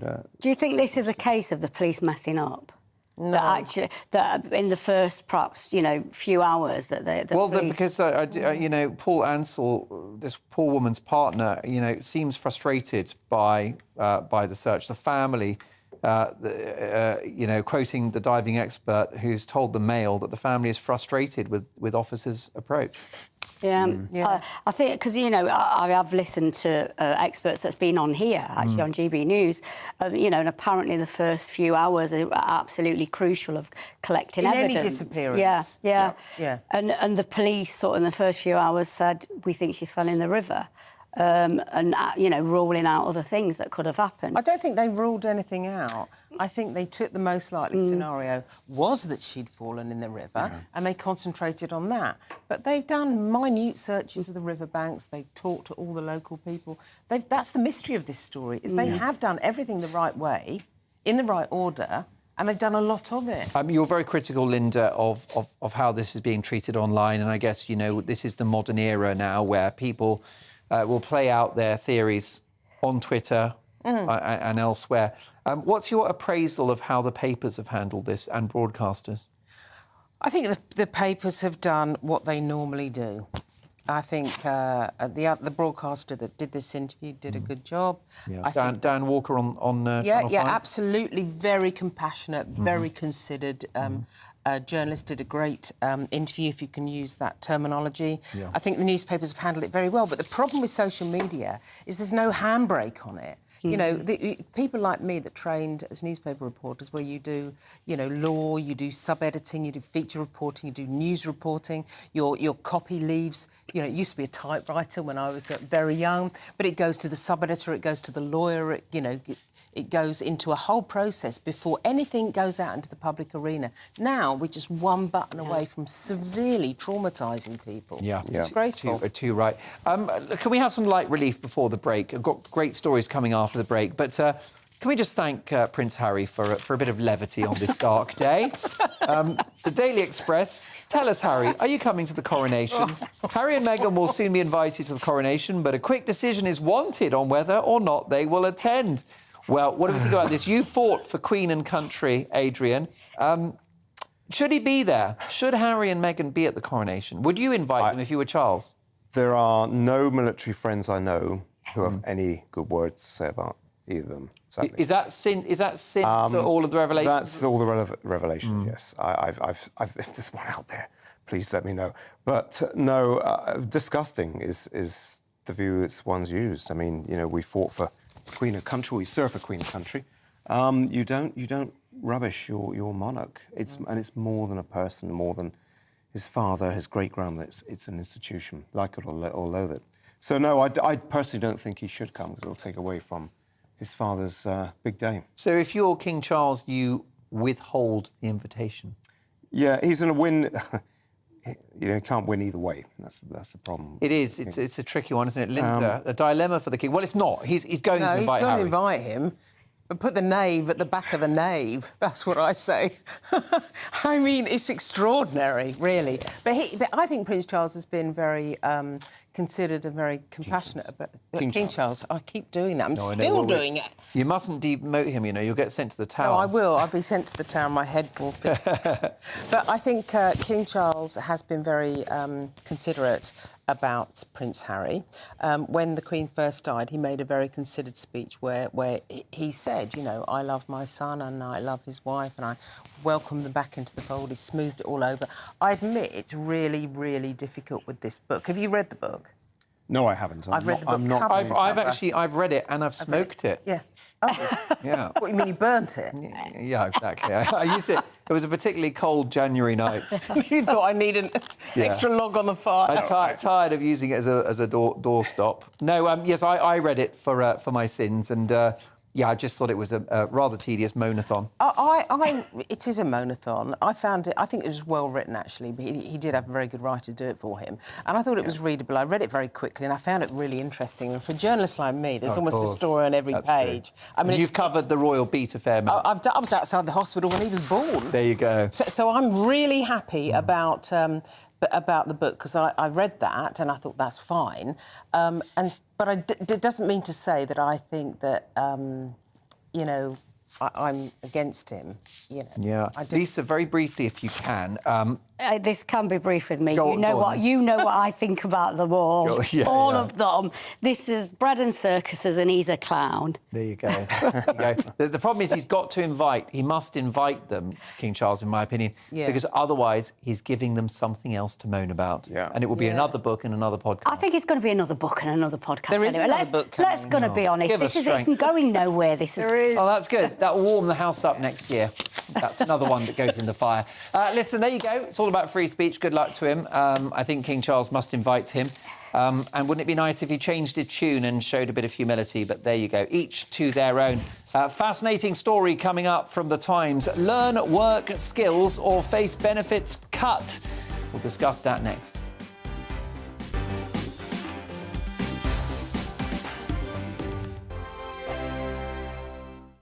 Here on GB News Live, we'll be keeping you in the picture, finding out what's happening across the country and finding out why it matters to you. We'll have the facts fast with our team of reporters and specialist correspondents. Wherever it's happening, we'll be there from 12 noon on TV, radio and online. GB News, the People's Channel, Britain's news channel. I'm Andrew Doyle. Join me at 7 o'clock every Sunday night for Free Speech Nation, the show where I tackle the week's biggest stories in politics and current affairs with the help of my 2 comedian panellists and a variety of special guests. Free Speech Nation, Sunday nights from 7 on GB News, the People's Channel, Britain's news channel. Join me, Patrick Christys, Monday to Friday, 3 till 6. We tackle the day's news agenda like you've never seen before. It's high tempo, high octane, the most controversial topics and the best guests. You will not be able to take your eyes and ears off it. I'm not afraid to ask the questions that you really want answered. 3 till 6 p.m, Monday to Friday on GB News, the People's Channel, Britain's news channel.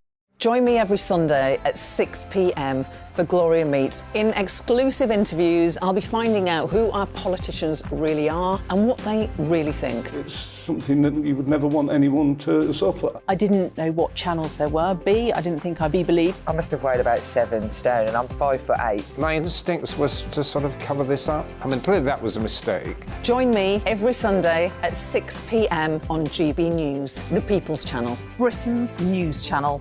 We are GB News, right across the nation. You can get us on television, on radio, on digital. We're absolutely everywhere. Amazing! You see, amazing! You remind me of me in the European Parliament. But here's the most important bit. We are not part of the mainstream establishment. We think and speak just like you do. We are the People's Channel. Magnificent. That's really, really thoughtful. Come and join us on GB News, the People's News Channel.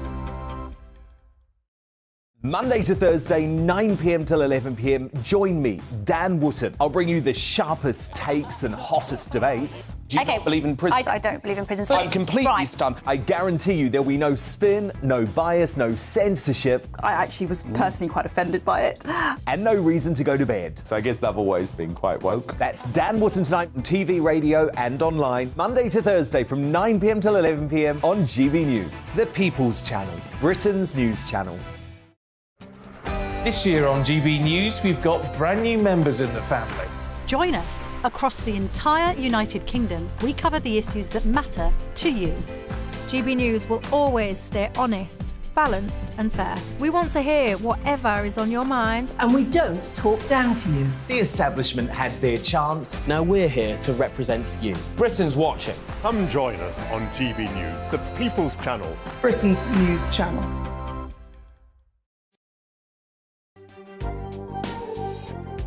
Join me, Camilla Tominey, at 9:30 on Sunday morning when I'll be speaking to Sir Simon Mayo, former Deputy Chief of Defence Staff, about President Zelensky's demand for British fighter jets.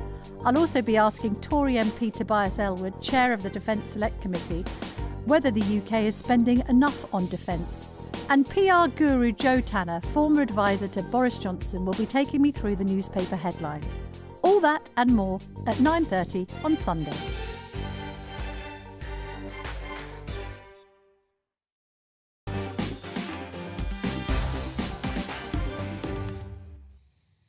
Welcome back to the show. We've got the papers with full panel reaction. Linda Dewberry, Lisa McKenzie and Adrian Hayes. Lots of stories to get through. Can we have a look at this story in the Times? Learn work skills or face benefits cut, jobless told. Adrian, about time. The whole benefits system.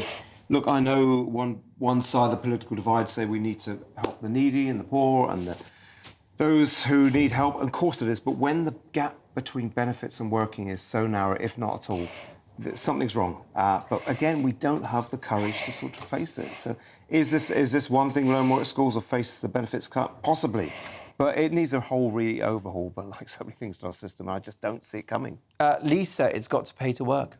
Well, look, this is about education. This is about skills and education, and that I'm all behind. So every person in this country should have a skills and education account that they can use whenever they need. Because with technology changing and people changing jobs, at the age of 30 and 50, you probably will need new skills to do another job. Things change, and this country does not allow people to do that. There is no adult education budget. It was cut. So therefore, there is no support for people who need to change jobs. So yeah, cutting people's benefits is neither here nor there. Making sure people have got the correct skills and education that they need. Absolutely. Helping people get back to work. Money, no object. That's why we pay our taxes. Now, whilst we were putting the show together today, one story caught our eye. In fact, my brilliant producer, Stephen, spotted this one. Props to him. McDonald's have promised to remove an advert outside a crematorium. Take a look at this. It's right next to a sign pointing out the crematorium in Cornwall. And you've got a poster advertising a McDonald's McCrispy burger. McCrispy next to the crematorium sign. One woman whose mother-in-law was cremated at the establishment last year said it was tasteless. These gags write themselves.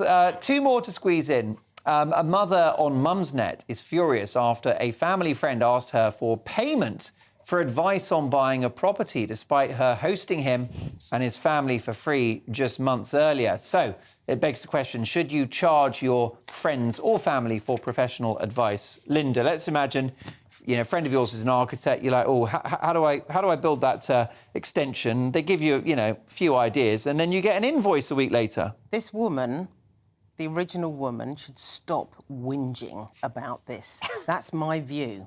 OK? So the architect has given her a day rate, he's given her a quote, he's told her he's going to charge her.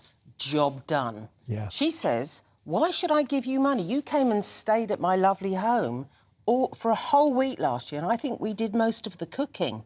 I am sorry. Was it a B&B? I don't think it sounds like it was. She's had them over, they've stayed there, they've had a nice time. You've got to be professional about these things. If she wanted to charge them, she should have charged them. He has done the professional thing, he's done a quote, and he's handed it in. And just because she chose not to buy the house because it turned out to be a ramshackle, derelict building, she now doesn't want to pay his bill. It's ridiculous. Yeah? What do you think, Adrian? This one's pretty black and white to me. But there are other cases I can think where the fault is not having that open, transparent, honest chat right at the beginning. Are you doing this? Is this a favour? Is this mates rate? Is this? He made it clear. He did in this case. But there's so many cases I've seen it. I've been there where you're not sure. Is this person doing this for as a favour, as a friend? You've got to have the conversation. I'm just trying to think. But we're so shy. We're so cautious to have that chat. I'm trying to think what I could do for someone to charge them. What could I do? I don't know. Well, I think maybe some hair colouring. I can't do this. I don't even do this. My best mate does it. Hi, Wayne. As a favour, or do you charge him?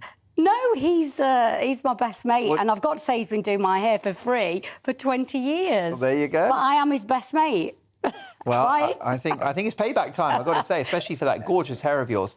Let's finish on this, a story close to my heart, and it's all about slippers. Gwyneth Paltrow has released her latest gift guide for Valentine's Day on her lifestyle website Goop.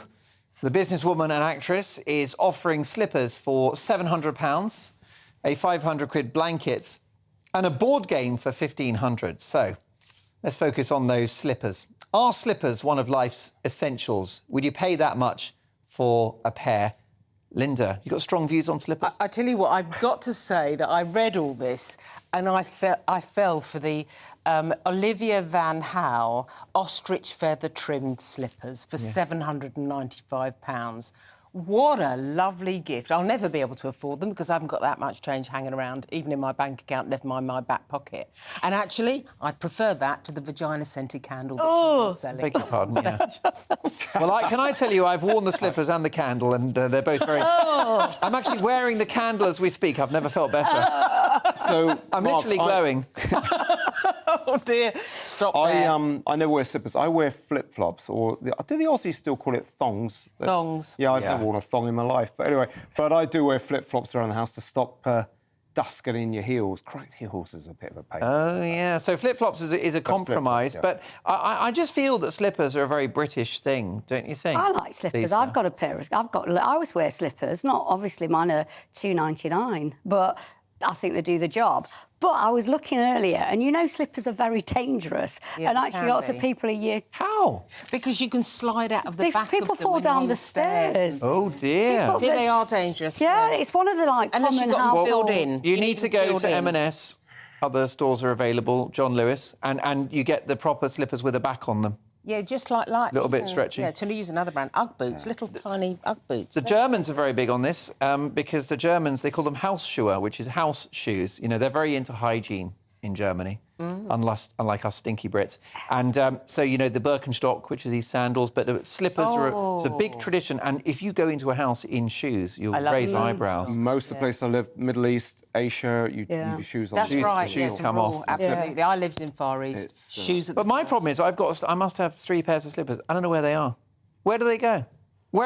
That's my question to you. Where are my slippers? Where the socks Mark go. at gbnews.uk. Where are my slippers? But yeah, I think that it's a lovely... What I like about the slippers, when they go on, that means you're in for the evening. That's Are yours tartan as well? Have you got the tartan ones? No, I haven't. I can't imagine that. I've got Mojaves. Oh, I don't know. Yeah, which are like these, the internet ones, internet thing, and they're woolly and they're very gorgeous. I'd love to know where they are. Probably eaten by the moths. Brilliant stuff. Look, can I thank my amazing panel? Really enjoyed their company tonight. Thank you to Linda and Lisa and Adrian. We're back tomorrow from 9 till 11, Sunday 9 till 11 as well. We've got some cracking stories for you, some great debates as well. Thanks to my team, but most importantly, to you for your company. We'll do it all again tomorrow at 9. Next up, Headliners.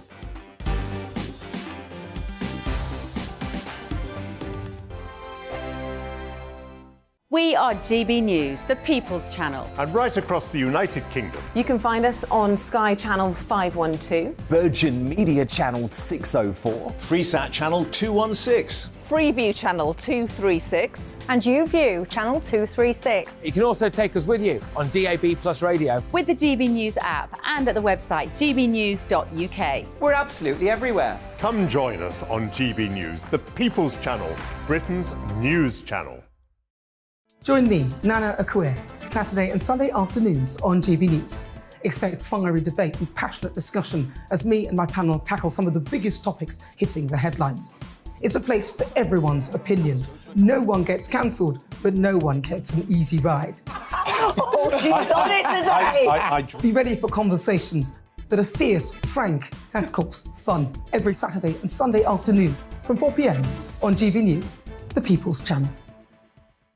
Join my show Farage, 7 p.m. till 8 p.m. Monday through Thursday. And there you will get opinion, analysis, debate, and I'll cover stories that nobody else dares to touch. You've been cancelled. Join the club. Oh, my goodness. And then for the last 15 minutes, talking pints. We're over a drink. We have a civilised conversation with someone. We very often disagree, but we do it in a grown-up way. Come and join me on Farage.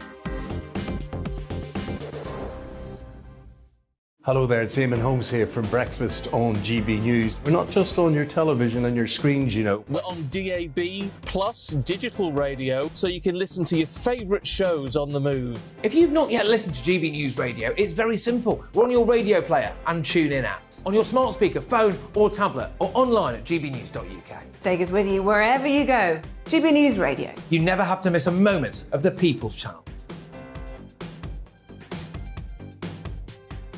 Hi, Andrew Pierce here. Join me every Friday lunchtime for a proper no-nonsense debrief of the week's events, with special guests in the studio and the